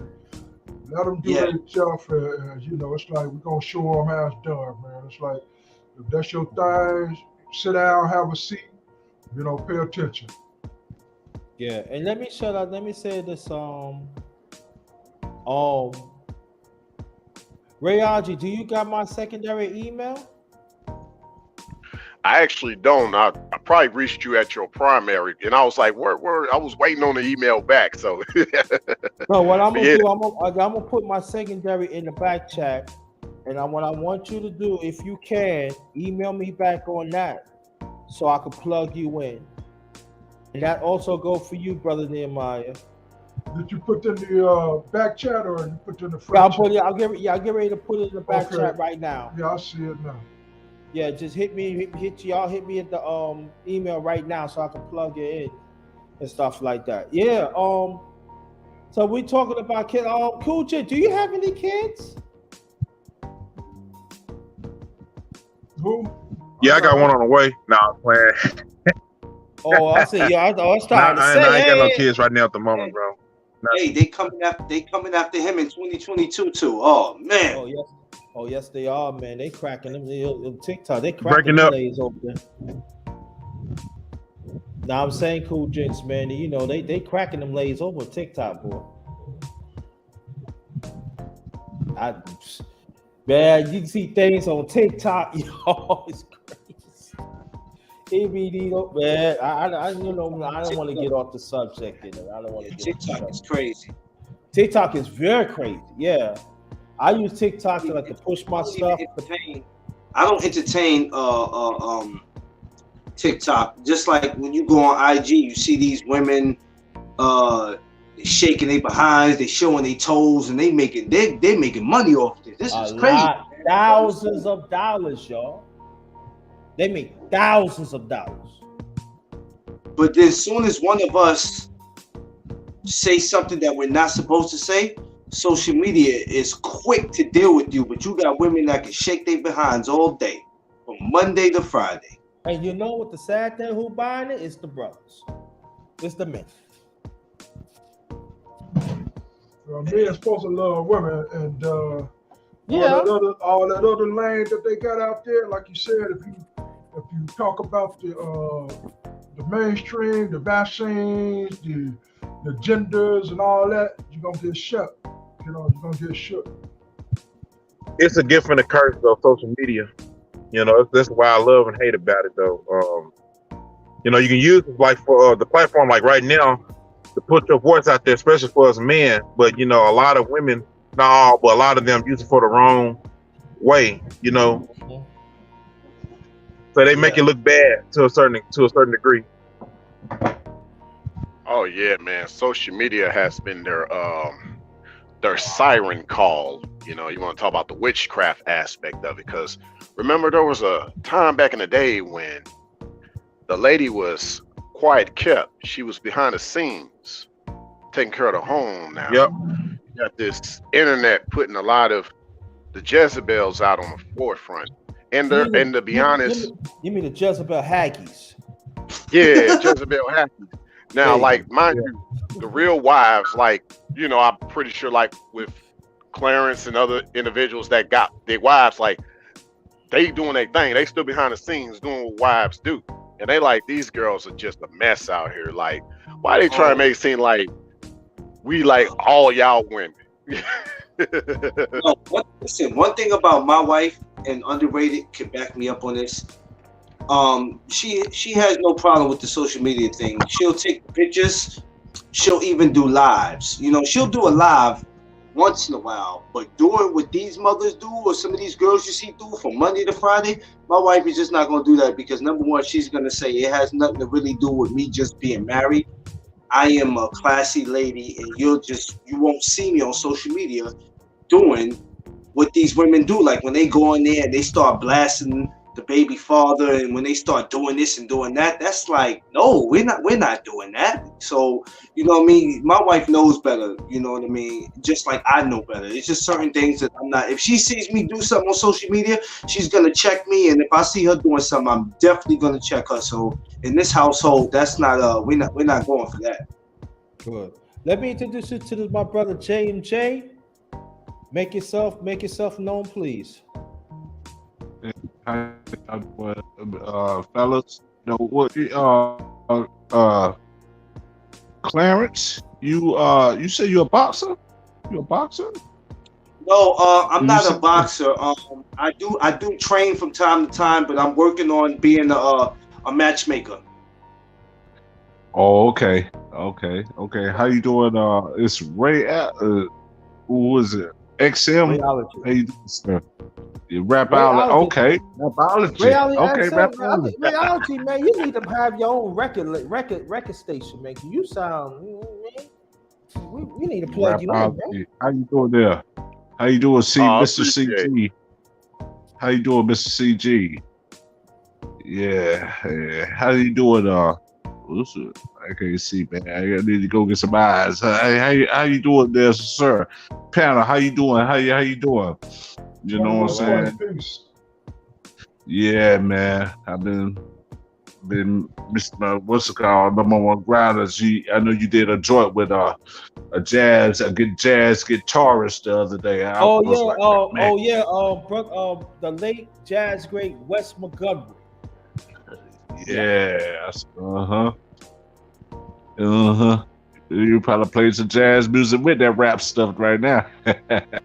Yeah. So, Beautiful yeah, combination. Yeah, yeah. I'm trying to yeah, bring more stuff, so that's what I want to do too. And also, what I want to do in the near future, when I do some the underrated music talk, especially Big Brother, I yeah. want to How you get doing, you Mr. in and JT? everything. How you feel? How you feel, brother? How you feel? Yeah, I'm Yeah. doing all right. I'm doing all right. You know. That's good. That's Yeah, good. So yeah, got what I some. want to do, good, good. What I want to do in the near future is I'm glad your brother's up here. When I do my underrated music talk, after I finish reading it, I want to have discussion. I want to bring your brothers on, even women too, and tell me what how it impacted that music on y'all and everything. But I'm gonna be very picky though, so I'm gonna do that. I'm definitely gonna do that and everything, stuff like that. Well, I'm gonna tell you this. I've been listening to old schools like Joyce here lately too, man. All this new stuff, man. You gotta put it on the back burner and listen to the old school. You know what I'm saying? For the, like the Sam Cooks of the world, the oldest Reddits of the world. The other people in the world. They probably was underground, but they was still making their music though. You ain't heard of in a while. You ain't heard of a while. You probably could mention it too, Mr. JT, and the rest of the panel. I know about up at age. Yeah, I'm with J&J. I know about yeah. You Yeah. up at age. You know what I'm saying? You know what I'm saying? You still got to look at other aspects. They other people sapping off. Like the what's it called, man? I think they had Bill Cosby. One time I saw this one on Bill Cosby. It's called Nights. I think Nights in Indonesia. I think it was like Charlie Bird Parker or something like that. Is that Charlie Bird Parker there? Is that Charlie Bird Parker, Mr. JT? Where? I think it said Nights in Indonesia, or something like that. I don't know what it was. Let's see the episode of. I know when Charlie Parker was living, he had his own club named the Birdland that was on 52nd Street in the city. But we talking about like in the 40s and the 50s. Yeah, Oh, listen, okay. I'm with JMJ. I don't even for me being 39 years old, underrated just as well as I do. I'm like him. I don't deal with today's music. Now, once in a while, if me and my wife is at the bar and I hear something, I might get up and dance to it. But I don't do today's music. I'm still in the early 2000s, the 90s, the 80s. But me, I'm for me to be so young, I'm in the old school. Like today, I was going to work. I was listening to the Spinners. I was listening to the Delphonics, the Manhattans. I was listening to groups like that as I was going on to work. I guess that's why my wife loves me, because she's older than me and that's her time. You know what I mean? But that's what I listen to. I'm more old school. That's what I love. Old school when you get it in, man. Old school when you get it in. I listen to Teddy. You know what I'm saying? I listen to the Whispers. You know what I mean? Those are my guys. It's number love back then. Yeah. The different frequency, and the frequency actually affects your body. Not to get too scientific with it, but I mean, you think about it. This new generation, like with the music, I don't follow today's music too. Like, back in the days, we used to talk about that old baby making music because it had a better vibe. In this day and age, the music ain't got that same vibe. They be trying to make babies off trap music nowadays, man. Like, what? Girl, give me that. Girl, give me that. Girl, I'm a bus show. Give me that. What the hell you talking about? I don't get it. Yeah, music is definitely my life. Wet ass pussy. Yeah, right. They be putting it out there, don't they? Yeah, man. I want to say this though. See, me being a music head / musician myself, today's music is not really timeless. There's only a small percentage of artists that could do that, but everybody else can't really do that, man. I have to go back to the early 2000s, 90s, 80s, 70s, even 60s though, man, and listen to the genre that I really can have a connection with.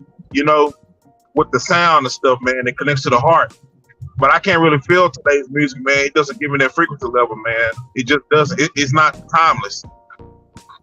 It doesn't take me back to a place where, like, why you see. A lot of that conversation on that drill and trap, how it, got everybody. It got no soul. They should call that genre no soul. I don't understand. Hibbity, hobbity. You look at it. They be like this one. Like I look, Underrated. I was in 42nd Street. Underrated. And the guys down there, they still out there selling CDs. I said, who the hell listens to CDs in 2022? So the guy was like, man, they try to feed you into getting their music. So I'm down at 42nd. The guy like, man, I rap and all this. So I was trying to be polite, but I'm like, man, I didn't tell him I didn't listen to rap. I said, I don't listen to today's rap. And he goes, what does that mean? I said, what I just told you. And I said, you look a little bit too old to be trying to sell music. The man said, I just turned 32. I said, give it up. I didn't even know it was a difference between hip hop and rap until recently. I'm like, really? But now I know. Yeah. Wow. Yeah. Hip hop is, that conscious. That's where they started it, kind of, sort of. And now it's whatever's out there on the scene, man. They're gonna talk about it, which is first, I'm on the heavy D, Big Daddy Kane, and Wu-Tang and Nas. That's where I stop at. When you start talking about rappers today, then I can't conversate with you. And people think because I'm 39 years old, I should be able to relate. No, I can't relate. Y'all listening to that kind of music and you wearing your pants down to your ankles. I can't relate to none of that. I would tell them, you want to have a race? Let's race. Race. I'm gonna tell you. Oh, see, they'll do like what I used to do growing up. They'll hold you back.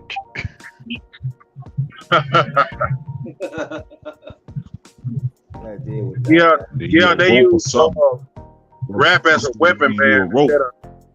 Help uplifting your own people and stuff, man. They're using it as a destruction now, man. And that's what they don't understand. I'm like, do y'all even go back to the past and listen to like some of the previous artists? I mean, that really paved the way. Do y'all even give credit to them now? Because a lot of them new artists don't give credit to like the old school artists, man. You know what I'm saying? You can't get to where you are though if you ain't learned from the past. Yeah. Just basketball too. They don't pay homage to the old school players either, or people in sports, man. They don't pay homage to the old school players, man. But that be kind of mess me up, man. So let me ask you. Like music. Let me ask your brothers a question. I remember when I was coming up, right? I used to always see like brothers, uncles, grandfathers, fathers, always take their kids to the candy store, take them to the park, play with them. Even they can take them to the library, read a book, spend time with them. Now, I know it's still happening out here, but I see it. But you know what though, Mr. JT? I ain't finished yet. I get to you. Okay, I'm sorry about it. Don't worry about it. And but we see our people is not talking about it. Now, maybe I do have an answer. But I want to hear from y'all. But we're going to start from Brother Nehemiah first. Oh, Underrated. I need you to repeat that last thing you just said. It sounded like you were going in and out. Can you hear me now? Yeah. What was the last thing you just said? The last thing when I was saying that, basically I was saying that the grandfathers, the fathers, the uncles, the older brothers used to take their kids to different places like the store and to the park. Sometimes they want to build. They take them to walks and stuff like that. Because we made time for them. Now, like I said before, we know that it's happening right now. We do. We're still doing it right now. But my thing is, why it's not being talked about? Yeah. it sounds like you're addressing that topic whereby the digitalization of our lifestyles have replaced, the analogical lifestyle, like you say, the one-on-one. Yes. Now it's, digitized. The sources that the elders had access to, it was anemic at best, meaning that it was the best they had. Because me and my dad, like I said, had that conversation, or just run around when I was coming up. So I couldn't really share, which I shared what I had. So we got this big data area where, like you said, the computer, man, they got a smartphone. They can go to get all that information. And it ain't necessarily been vetted. It really ain't. It's just information that's been pushed. And how it fit in your narrative is a challenge. It's like, man, that might be true, but not really. It's like having those accountable conversations versus just everyday conversation. Everyday conversations with your children, with your relatives, and so forth. They're okay, but having conversations like we're having, being accountable and trying to reference some points of contentions or points of, convergence where we actually agree is really what's happening, man. But so when it comes to the divide, I think it's the big data area. It's like my dad always say, like I said, he said that information just wasn't available, but now it's available across the board. I even have to cut the Wi-Fi off so that my kids are gonna all come out their room, I used to pull that, because they like, hey, what the heck? I'm like, yeah, it's on. Y'all gonna talk to me today. Let's get some of this bookwork did for real, versus, them just doing what they want to do. Cause they got that information. They got access to it. And the challenge is, like you say, making it personable. It's a challenge. Okay. Anybody else? I really can't say why. It's hard to answer that, Underrated, because I still see it. Like you said, it still happens. But for the ones that's not doing it, I'm not gonna lie. I have no answer to that. I'm just proud of the ones who are still doing it. When I see it, because like they said, the baby father or the grandfather is not doing this, they not doing that. But it's a known fact that we are still out here doing it. I live in Harlem, you know what I'm saying? I live in Harlem where Black people get talked about all the time that we're not doing this, we're not doing that. But I see it every day. I'm outside with my little ones, so I see it happening, but they're never gonna talk about it. It's like I said earlier when I got on here. No matter what we do, we're never gonna get credit. We just won't. You might get credit from the elderly lady that's coming out your building, but other than that, we don't get credit for it like we should, man. And it's sad. And for the ones that's not doing it, and you have no reason to not do it because you're not dead, you're not in jail, you have freedom. So if you have the freedom to do it and you're not taking advantage of it, if you are a father who wasn't in your child's life and your child has a child now and you can make it up through the grandchildren and you're still not taking advantage of that, then I'm just not gonna sugarcoat it. You're a piece of shit. And it is what it is. Damn. Well, I could say like where I'm from in St. Louis, it is not really happening like that, unfortunately. You know what I'm saying? And for many different reasons, but not for this time. I'll just basically say I just know from where I'm at, it's just bad, man. But I remember when I was living in Washington State between Tacoma and Seattle, but I was in the neighborhood of Tacoma, and mind you, I was around a lot of Bloods up there in Tacoma, Washington. But regardless of that, they still had a multicultural neighborhood. It's like the Bloods didn't turn into a Blood neighborhood, if that makes sense. And I thought that was respectful because you had a bunch of blacks, brown, yellow, white, all them kids, they all played outside. And if they was doing dirt, they did that away from the neighborhood, outside the neighborhood. You know what I'm saying? So I'm like, I remember that. This was back in 2005, 2006. Now I don't know how it is up there back now. I don't know how it is now. I just know how it was back then. And I'm like, yo, that to me, I'm like, that's what I grew up around too. Like, yeah, just where I'm from in St. Louis, I just hadn't seen it. It's like you go out, you got to watch for that stray bullet, especially if you're on the north side. Good. St. Louis is rough. St. Louis is. I tell anybody, right? I live in a rough city, but I say St. Louis is nothing to play with. That place is rough, and there's a lot of talented people in St. Louis. I don't care if they play football or basketball, if they can rap or sing. It's a lot of talented out there, but you got to be careful in the Lou. If anybody think that the Lou is soft, you are sadly mistaken. St. Louis is a real place. It's rough out there. Yeah. So let me introduce you in the space, the one and only Officer Charles Faulkner in the building, Baltimore own. B-More in the building. B-More in the building. What up? What up, officer? You unmute your mic. There you go. Shout out to B-More. Did he unmute his mic? Yeah, he did. But he probably fixed it. You there, brother? Nah, that's why I say I don't hear him. He unmuted his mic. Probably got it. You probably got it on Bluetooth. That's the problem. If you got it on Bluetooth, some Bluetooths don't connect.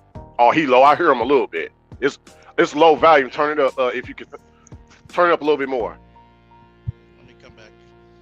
Okay. All right. Okay. Oh, go ahead.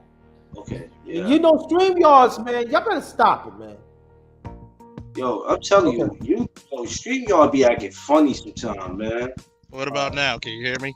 Yes, sir. Woo! Woo! Hey, what's up, man? I would have been here sooner. What's up? I would have been here sooner. First day of classes, man. Oh yeah. I've been a soldier. I've been a police officer. Now the VA said we'll pay you to go to school. Just get this EMT paramedic. We'll pay you and pay your rent. Okay, cool. That's all right. Well, I'm glad finally I got you and everything. I will do a chop up with this brother right here very soon when he had the time and everything. But welcome to the Underrated Men's Talk and everything. Welcome, very much appreciated. What's up, everybody? What's up? You know, I'm just, you know me. I'm just drink. You know, sometimes I drink my liquor, smoke my cigars, and hang with my niggas. You know me. I got you. I get you. Now, I'm glad that you here, brother. We was talking about different things and being a man and stuff like that. And as you being a father, as an officer, why it's so important that we have to advocate for that? Why? Well, one, we have to advocate for fathers because fatherhood in the last how many years, 40 or 50, has been looked at as an option instead of a necessity. You notice this whole rhetoric about you don't need a father to have a family. BS. We all know that's BS. Fathers build stability and everything in it. So without that, you're not going to have stable children, you're not going to have a stable family, you're not going to have a stable society. So fathers literally are not only just the bricks, but the foundation which everything great is built upon. Anybody disagree or agree? I totally agree with you. Yeah, I agree with you. Hey, how you doing, sir? Officer, you in the military right now? You in the military, sir? Well, I was years ago. Oh, okay. I was years ago. That's cool, man. Some people can make it in the military, some people can't, man. You know what I'm saying? So military, it teach you all the discipline, but you know they have what's it called there? But military, you get it's what you make of the military too, there, sir. You know, Of I used course. to Like be in I the tell a lot of, military, man. I oh used to yeah, be I in the tell a lot of, military too, man. Yes, thank sir. you for your Yes, sir. service. Thank you for your Yeah. service. A lot of You times, I thank you think, for your service. thank you. I think a lot of times, military is a good place for young black boys to learn skills, get the money for college. I'm gonna just say this, brothers. We leave a lot of money on the table, man. We leave too much Yeah. money on You're the right table about not to that, be sir. great. You know, Mm-hmm. I got hurt as an officer. They said, "Hey, you want to go to?" And I looked up. Hey, can I go to school with these benefits? Not only will we go to school, can you go to school? We'll pay for it all, and we'll pay your mortgage or rent. Okay, okay, that's cool. You know what I'm Yeah, saying? that's good. Yeah. So I Yeah, tell you a know lot of that's brothers, I say, you know what? Whatever you feel about things politically, put that in your back pocket. Get that money. Get those skills. Get those degrees. Get everything we need to be a functioning society. Because guess what? You think the opposition's not? Yeah. yeah, that's right. That's right, sir. That's right. And And I it's said, and and I said The too long officer. in the black community, the three things the black community never gave a damn about. And this one statement in 7 years of being on YouTube, nobody ever debunked it. Number one is black boys, education, and being the hero of your own narrative. If yeah. you can tackle those three things, that's what's going to make black society great again. Yeah, I Mm-hmm. agree on that. And we're also, Brother Charles, I'm glad that you're here because we've been tapping a lot of things. And also, we gotta tap in to advocate for us as men, no matter what background you come from, no matter what level you're on. And Right. and I know you do. I know you do it on your channel. Mhm. Explain to people why it's so important that us as black men, no matter where we at, we have to advocate for ourselves. I know the answer. I just want people. So tell people Well, why. one is because obviously, nobody else is going to do it but us. Everybody, everybody needs to see our humanity. It's a damn shame we got to argue our humanity because for so long, black men have not been human beings. We've been human doings. Mhm. I got to get respected not by existing but by doing. And usually, doing something doesn't mean what are you doing for your betterment. It's for the betterment of someone else. So we have to advocate because we have so many things to fight against us. We are the ultimate American. We freed this country so many times. Black men just want their due. We want equal opportunities. We don't give a damn about equal outcomes. Hell, if you could get us where we need to go, we will work it. Yeah, I And still think also it comes down to sovereignty. I think there needs to be a black sovereignty. That's for another conversation. Probably a little too political for this panel, but at the same time, I think like when you said, Charles, about the humanity side, there's actually one person, one black guy that a lot of the white folk are listening to right now in regards to humanity. None other than Mike Tyson.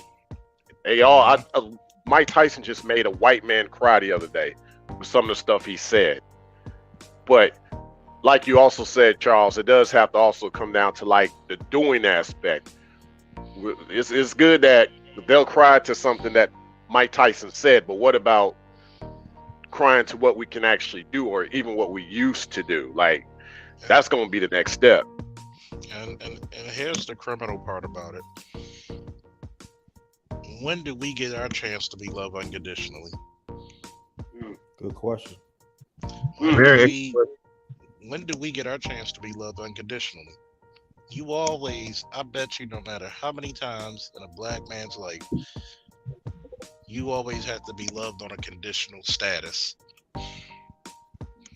Mm-hmm. Yeah. And a lot of times we do that to ourselves, and that's what the fall of it is. I can't look to you and say you're my brother. I gotta look at you as my enemy. Why? Something's wrong with that. And we need to have the times around the country. We need I said we need our own political party. We need to make a patriarch party. Two, we need to actually start going down to North Avenue and taking over the school boards, because the only people who are going to feel empathy for young black boys are the people who used to be young black boys. Because if you tackle the root causes of crime before it happens, guess what you have? Prosperity.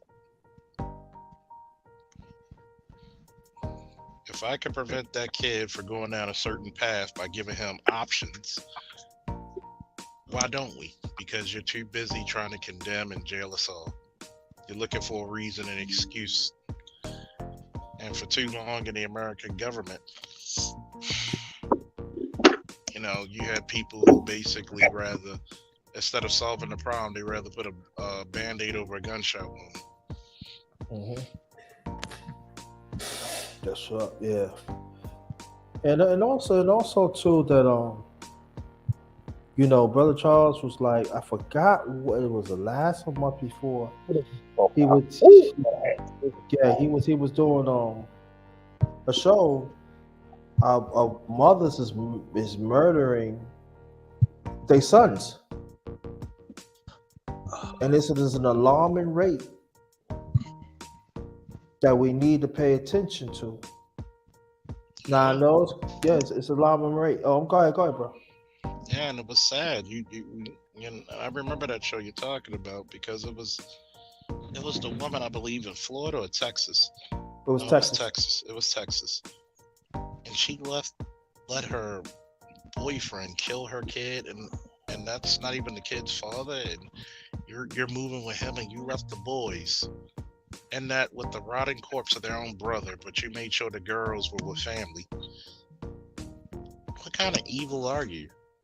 Sick. And also, let me tell you this, in Charles, I said this on your channel, remember. Once upon a time, I had I was living in Brooklyn, New York. And then me and my best friend, he's a lawyer now, thank God for that. And we played this game in the Bronx, and we just take the train. He lived right down the street from the train. And it was so I was at the church sitting on the stairs, and there was these bunch of black women was in the Jeep, and they took the baby, and the baby was like newborn, and they put it on the steps, and the baby cried, and they said, yeah. And I looked and I played with it a little bit, and they just say you can't be around it. We taking them in. And I remember when I told my friend about it, he said and we was like in tears. And we played the game, we won, blew them out. So we tell the people about it. Said, I wish I know where she at and stuff like this.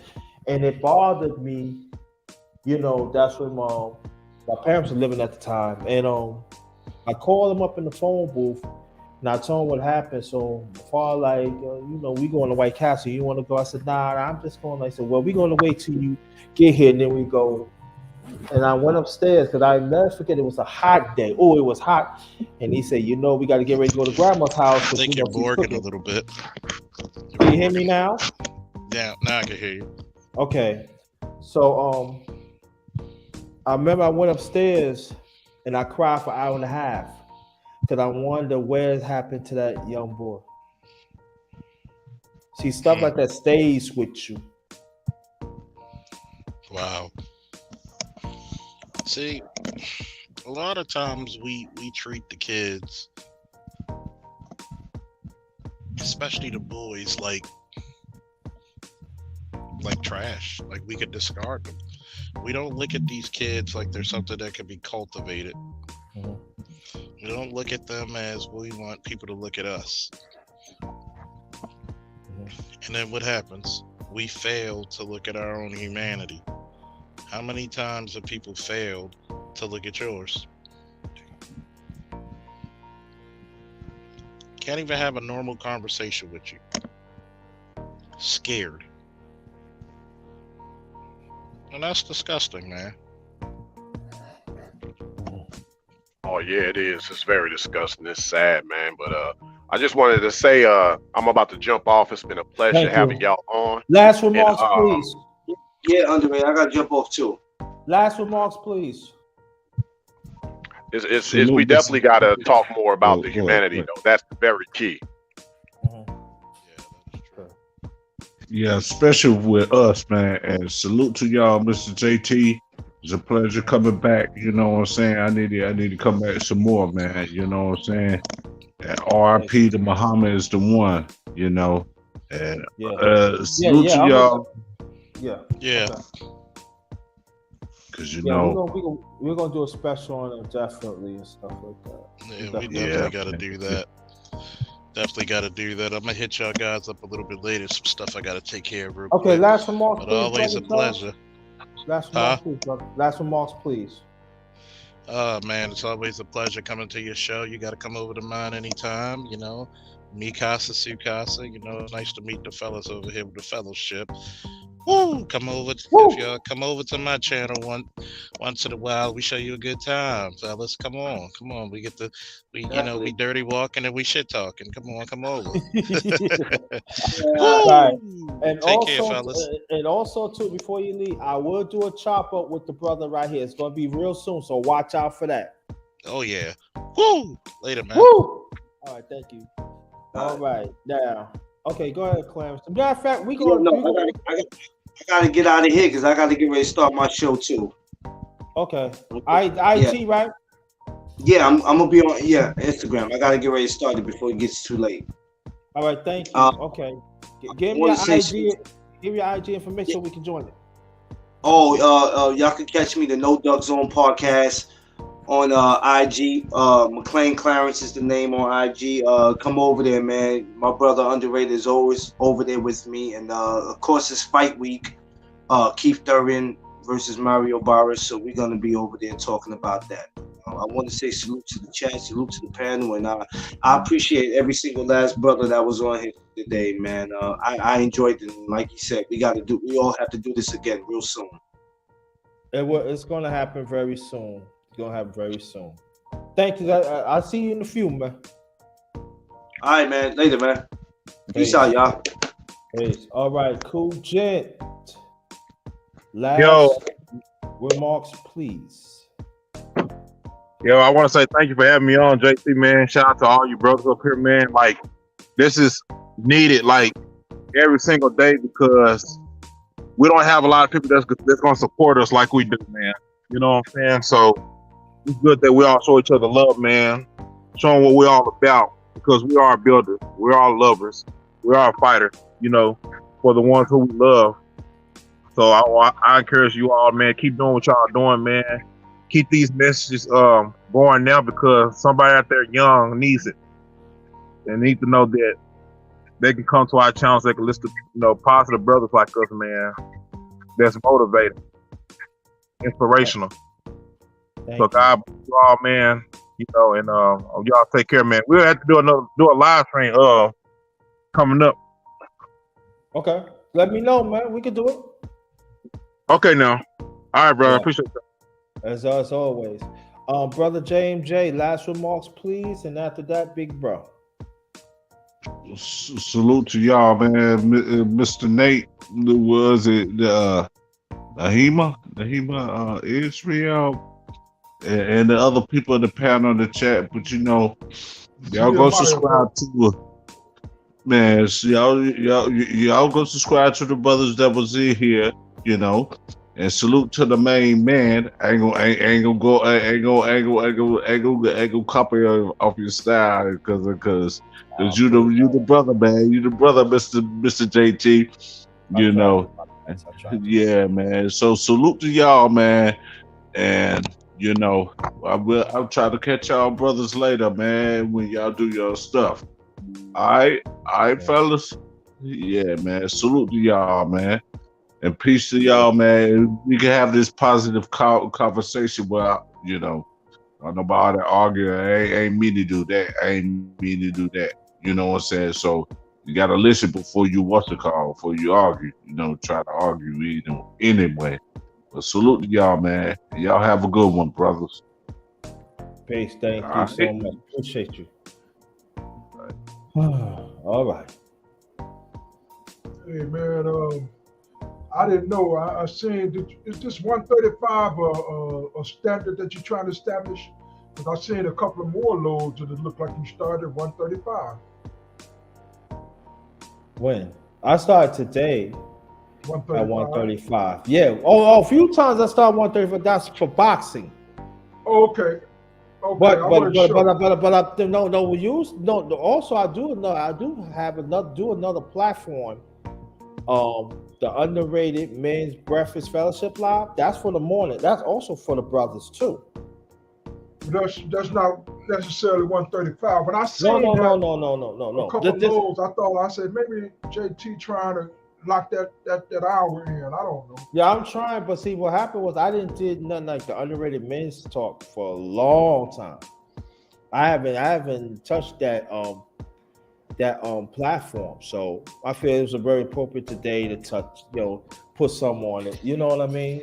Yeah, but Go for like the that. most part, you're doing a good job by still showing up on everybody else's panel. It looked like these all guys got something in the works. So I'm like, I was just study trying to find out where they at and how to subscribe, plug in, see what they're talking about. Like you've done so well. Like you said, you really, like I said, put that brotherhood and manhood up front. And it shows even the sisters, even the sisters, it shows in your work, bro.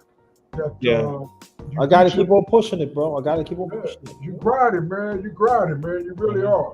Thank you. I So appreciate that. with that, See man, what I'm you see glad to what see you. yeah, I'm glad to see you too. What I'm trying to do, big brother, is bring it back to family again. I'm trying to bring back we support each other. You know what I mean? Because it's really, really missing. I know brothers got to here and brother got there. What I'm trying to do, I'm trying to symbol it back. So that's what I'm saying. I'm trying to get looking for like we gotta be selective. So I'm trying to get the men together. That's what I'm doing the email. So in case when I do stuff like this, y'all can come on. We could build, and Yeah, then that other stuff. That's what I'm trying to do. You know what I mean? Because yeah, you're gonna do it, man. That's one thing I learned about you that you're gonna keep trying until you get what you want. And with that, yeah, that's all that matters. Like you said, let your work speak for itself. yeah, That exactly. you reach out, like I said, those topics you keep on the table, as many as other things that you address. And like I said, you do a good job in trying to keep that crap to the side because we know that you've been in that. You like you said, not been in it, but you have experienced the crap. Yeah, And you're like, man, I ain't got time. Hey, I no might not time show for my it. grade, but man, listen, I ain't got time. So that's what's really happening. You're able to understand the skin in the game. You're able to address, them hinges on the door that people don't know about. You kick them off. And you're like, hey, man, check this out. And that really, like I said, engages your audience. Addressing the topic that you want to, keep it centered on, like you said, righteousness and on and on and on. But no, man, it's good to see you, man. Like I said, I'm Likewise, looking like forward. I've been looking for I'm you looking too. I forward. just gotta I'm find looking you. for. Again, like I said, as many brothers that you have on the panel, all of them got, some nice little channels. I didn't get a chance to look at all of them, but I said radiology. I didn't catch brother Clarence. I think he said he focused on boxing, and I seen the cool gents. I didn't really plug in to be able to describe. That's cause, like I said, it wasn't until later that I see, like they say, you are a league player. Like they say, you might not, have the numbers, but you got all of the big shots over here, chopping it up. All the big shots uh, that appreciate your grind, appreciate your conversation. So that part, I'm like, man, that's my brother there, man. He really, just like a lot of brothers that been around for, like you say, 7, 8 years, may not have the biggest setup, but they content is right on point, man. And we want you to grow though. Like you say, it would be nice to get that support. It would be nice to see you really, get your rating up. Like you said, underrated. We need you to be over. We need you to be over the rating. Because Mhm, you really have told the line enough to get that. You mhm. understand? Well, I can Now, understand too is shadow boxing too. You Yeah, know, there are a lot of us that shadow box each other. So that's yeah. come when you try to push That's why I said don't righteousness. worry about that part. The Yeah. righteous will, the unrighteous Okay. gonna show up. So stay righteous. Hmm. They gonna show up. They gonna, like you said, they gonna hate. They're gonna bomb. They're gonna do a whole lot of things, like you said. But you've learned. You've been doing it enough to say, "Oh man, I don't even do that. This is how I deal with that." You understand? I just Hmm. email you. I ain't got time because I know what it's like. And even you know to break down on your secondary, and they still know how to come in and jack up the scene. And you like, man, you know what? That's fine. I got something for you. You know, Hmm. so yeah. So I enjoyed it, man. The brothers was bringing it.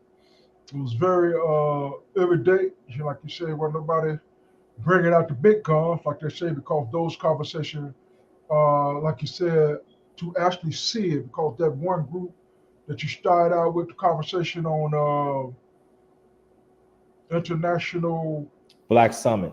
Black Summit, you kept reiterating that in the beginning. So that right there, like you said, is a testament that these conversations are necessary. They can, produce some tangible results. Hmm. Because, like you said, you was on the ground with that, right? Oh yeah, I was part of the team. Yeah. See, I so was I was the only one on the team. The rest of them was facilitators.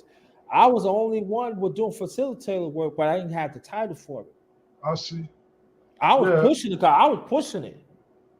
yeah. I Matter of see. fact, I looked at it. I said, man, that's a nice little uh, congregation, if you would. Like the yeah, brother said, it was a nice little congregation. So, yeah. Because uh the brother that you talked to, right?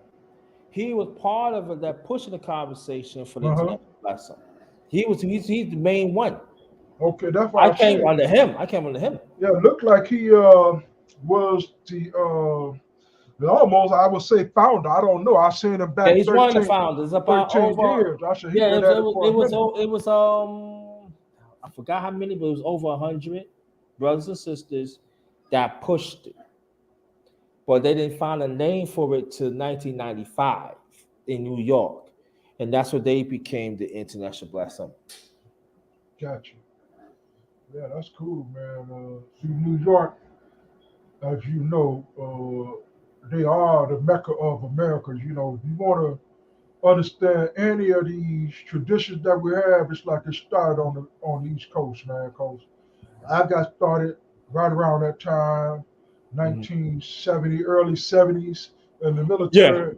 And most of my brothers, man, that I really, you know, uh, click with them brothers from New York, man. They really bought in those conversations, the 5%ers, the rap, you Mhm. name it. They had that culture down.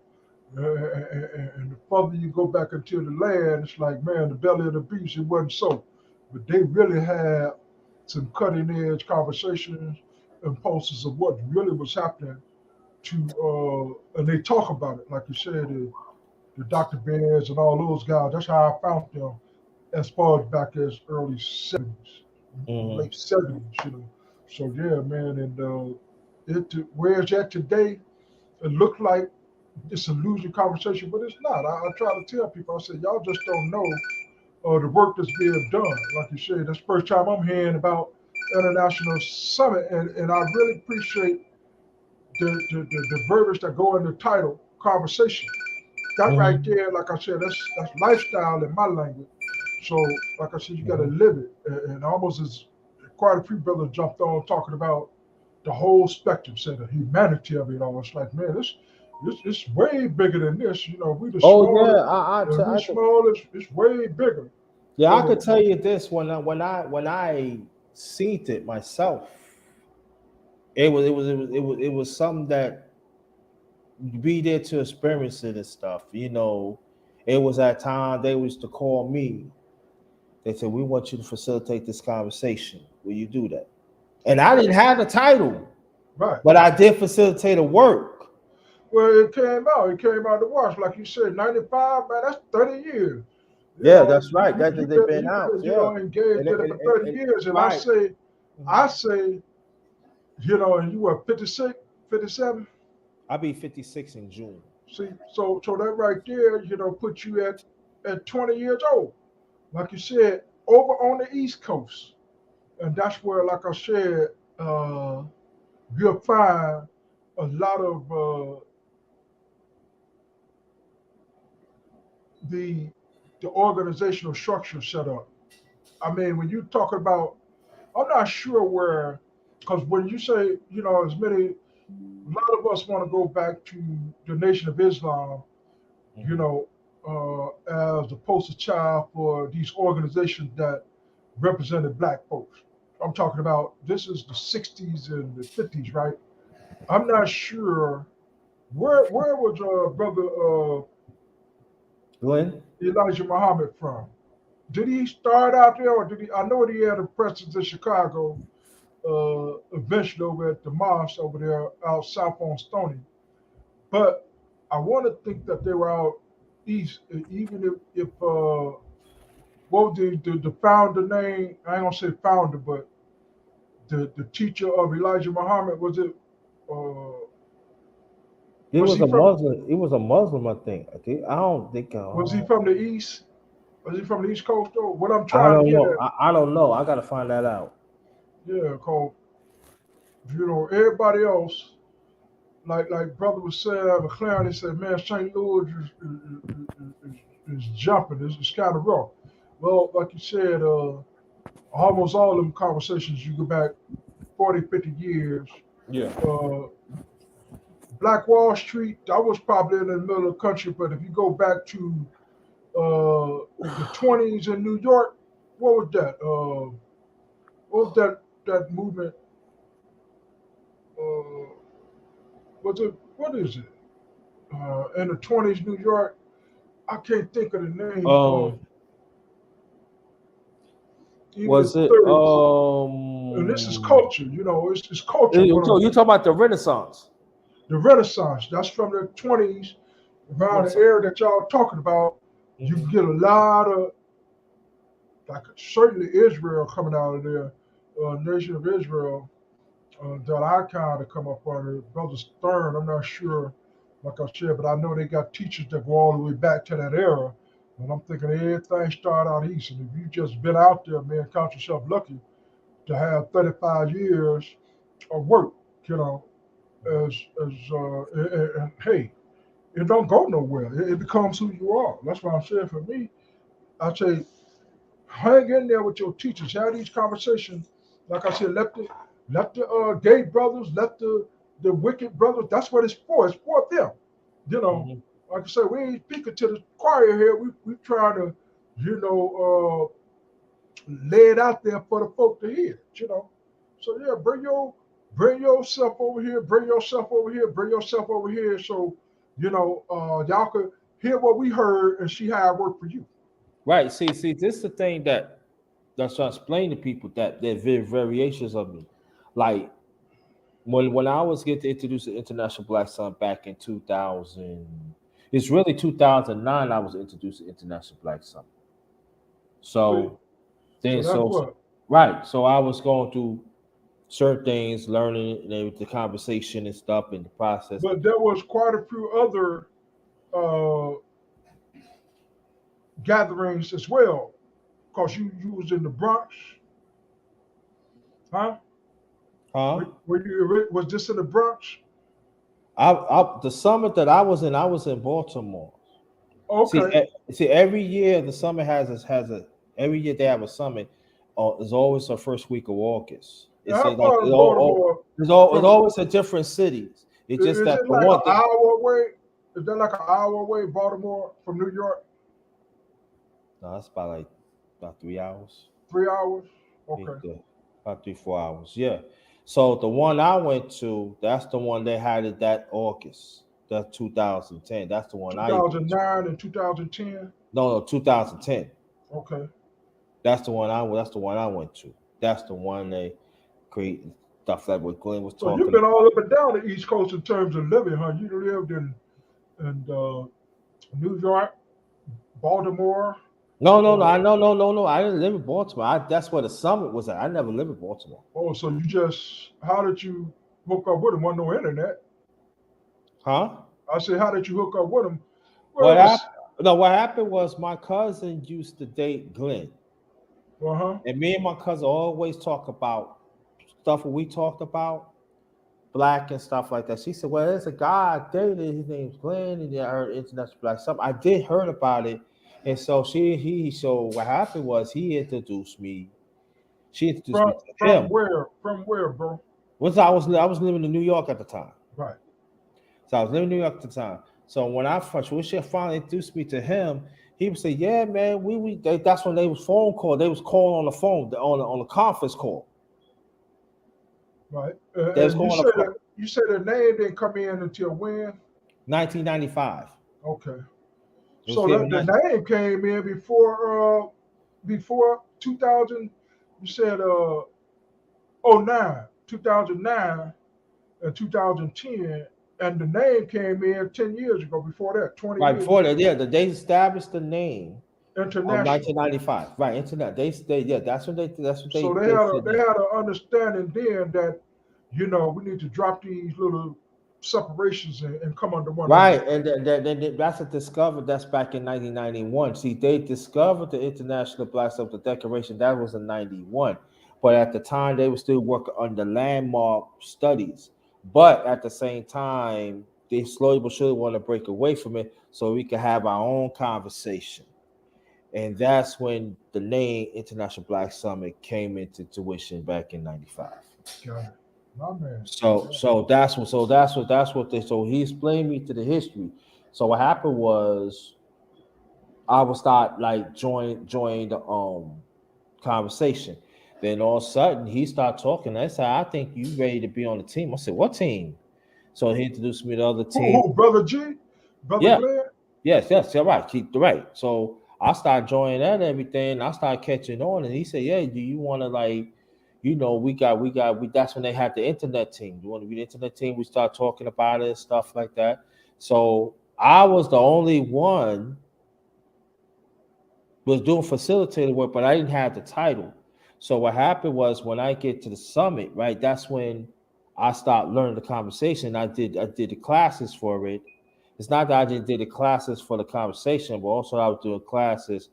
I was sitting down to become a better facilitator, but I still didn't have the title because I didn't follow up to it and everything because stuff happened in my life. So that's why that when I was talking to they said, "Oh, stuff like that." And everything. So that means if I ever want to join back into that Black Summit, for me, I would come in, yeah, as a participator, right? But they know I did the work. I come in like in the facilitator because that's what I was doing. I was facilitating the conversation. So that's why one of the reasons and then I would have to come to him because it was a lot of new people coming. There was some old people they know me too. That's why one of the reasons yeah. So if I ever want to join back, that's the angle that I'll be in that facilitator because that's when I was at. Yeah, I see. And again, it seems like it should have a lot more trash because today was the first day I heard of it, and I've been listening to your channel for years, and to know that, like you said, it all makes sense now that you like, hey, it's about, like you said, all of your little banners, righteousness, all your little banners, all of those. It makes sense now that, like you said, you're trying to remove all of those separations and making an umbrella of, like you said, humanity, all of that. All that makes sense now to say internationally. But see, the thing about it, big bro, right? I was always like that even before I came to the International Black Summit. Yeah, I but was oh, you 20 years old then though. You see, you've been in it for 35 years. You said you got in 95 or no you 2010. knew of it in That's how I was 95. introduced. I was introduced in 2009. Then I got into it 2010. 10, got in 2010. Yeah. Then after that, this what happened. And then I was continued. Then something happened then I drifted away from it and everything. But it always was with me and stuff like that. So Check. And again, like I said, as many brothers that was on the panel today, they all have that testimony, about their experience, if it be secular, if it be spiritual, if it be whatever. They was enjoying the conversation. They were able to add to the conversation because that last brother that popped on, P.O. something. Oh, he's an officer? Yeah, what is that? P.O. P.O. stand for officer? No, he the police officer. Yeah. Oh, okay. So, because I heard the other brothers call him officer, I said, "What is he? A police?" Yeah, he's an officer. He's actually an officer. Yes, he is. Yeah. So, and again, that whole you said military and he in school, this and that. He got a channel and all that. I'm like, There you go. Yeah, he do. Yes. yeah, all that. I wasn't able to catch it all because I kept getting distracted too about the things, all the things I got going on here. Yeah, that's what's happening, man. Sound like you, like I said, you just been not fell off the end of the earth, but you just been busy, man. Doing your thing, but doing it in the background, the secondary thing. Yeah. So, show you right, Jay. Hey, man, I'm gonna go on. I had a call I got to get back to. Everything closing up right now. So the closing bell is 3:30. The close at 3, but then you got the after bell. Yeah. I appreciate that, and I will keep in contact with you because I got more stuff coming. I want you to be part of it too. If I ever catch this man talk, I'm like, you seem like I'm fitting in right there. So, I'm gonna plug in if I can. Okay, bro. Got you. I got you. All right, peace out. Have a great one, man. Thank you. Appreciate you. Yes, sir. All right. All right. Hey, that's it, y'all. It's the Underrated Men's Talk. Let me get this off here. You heard the one and only big brother Nehemiah Israel. That's how we gonna do it, y'all. That's how we gonna do it. On behalf of my secondary channel, the #1 grinder. Real talk, yours truly, the #1 grinder. One of the best kept secrets on YouTube, the best of the business. I want to thank all the brothers that was on the panel. It was so powerful. I learned from y'all. This is great. We're going to keep this going, y'all. We're going to keep this going. And the ones in the chat, the ladies and gentlemen, thank y'all so much for participating in this. Very much appreciated. I don't take y'all for granted. But I'm going to jump on old IG with my brother Clarence McLean and everything. Just remember, man, you are important, despite what society says. You are important. Remember that. So on behalf of my secondary channel, I forgot. Anybody that is traveling to your destination or home, if you're single, married, in relationship, family member, etc., take extra safety precaution out there. Because the climate out there, and we don't want nothing to happen to you. We don't want nothing to happen to you. You hear me? So take extra safety precaution to protect yourselves. All right. I might come back with another one later on. I don't know, but watch out.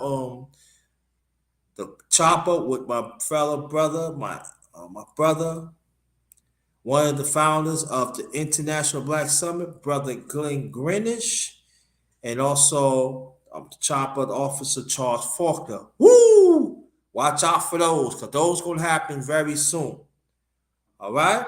Thank y'all. Appreciate y'all. Take care of each other. Stay blessed, stay blessed, stay blessed. This one is Ghost. Again, stay blessed, stay blessed, stay blessed. Peace.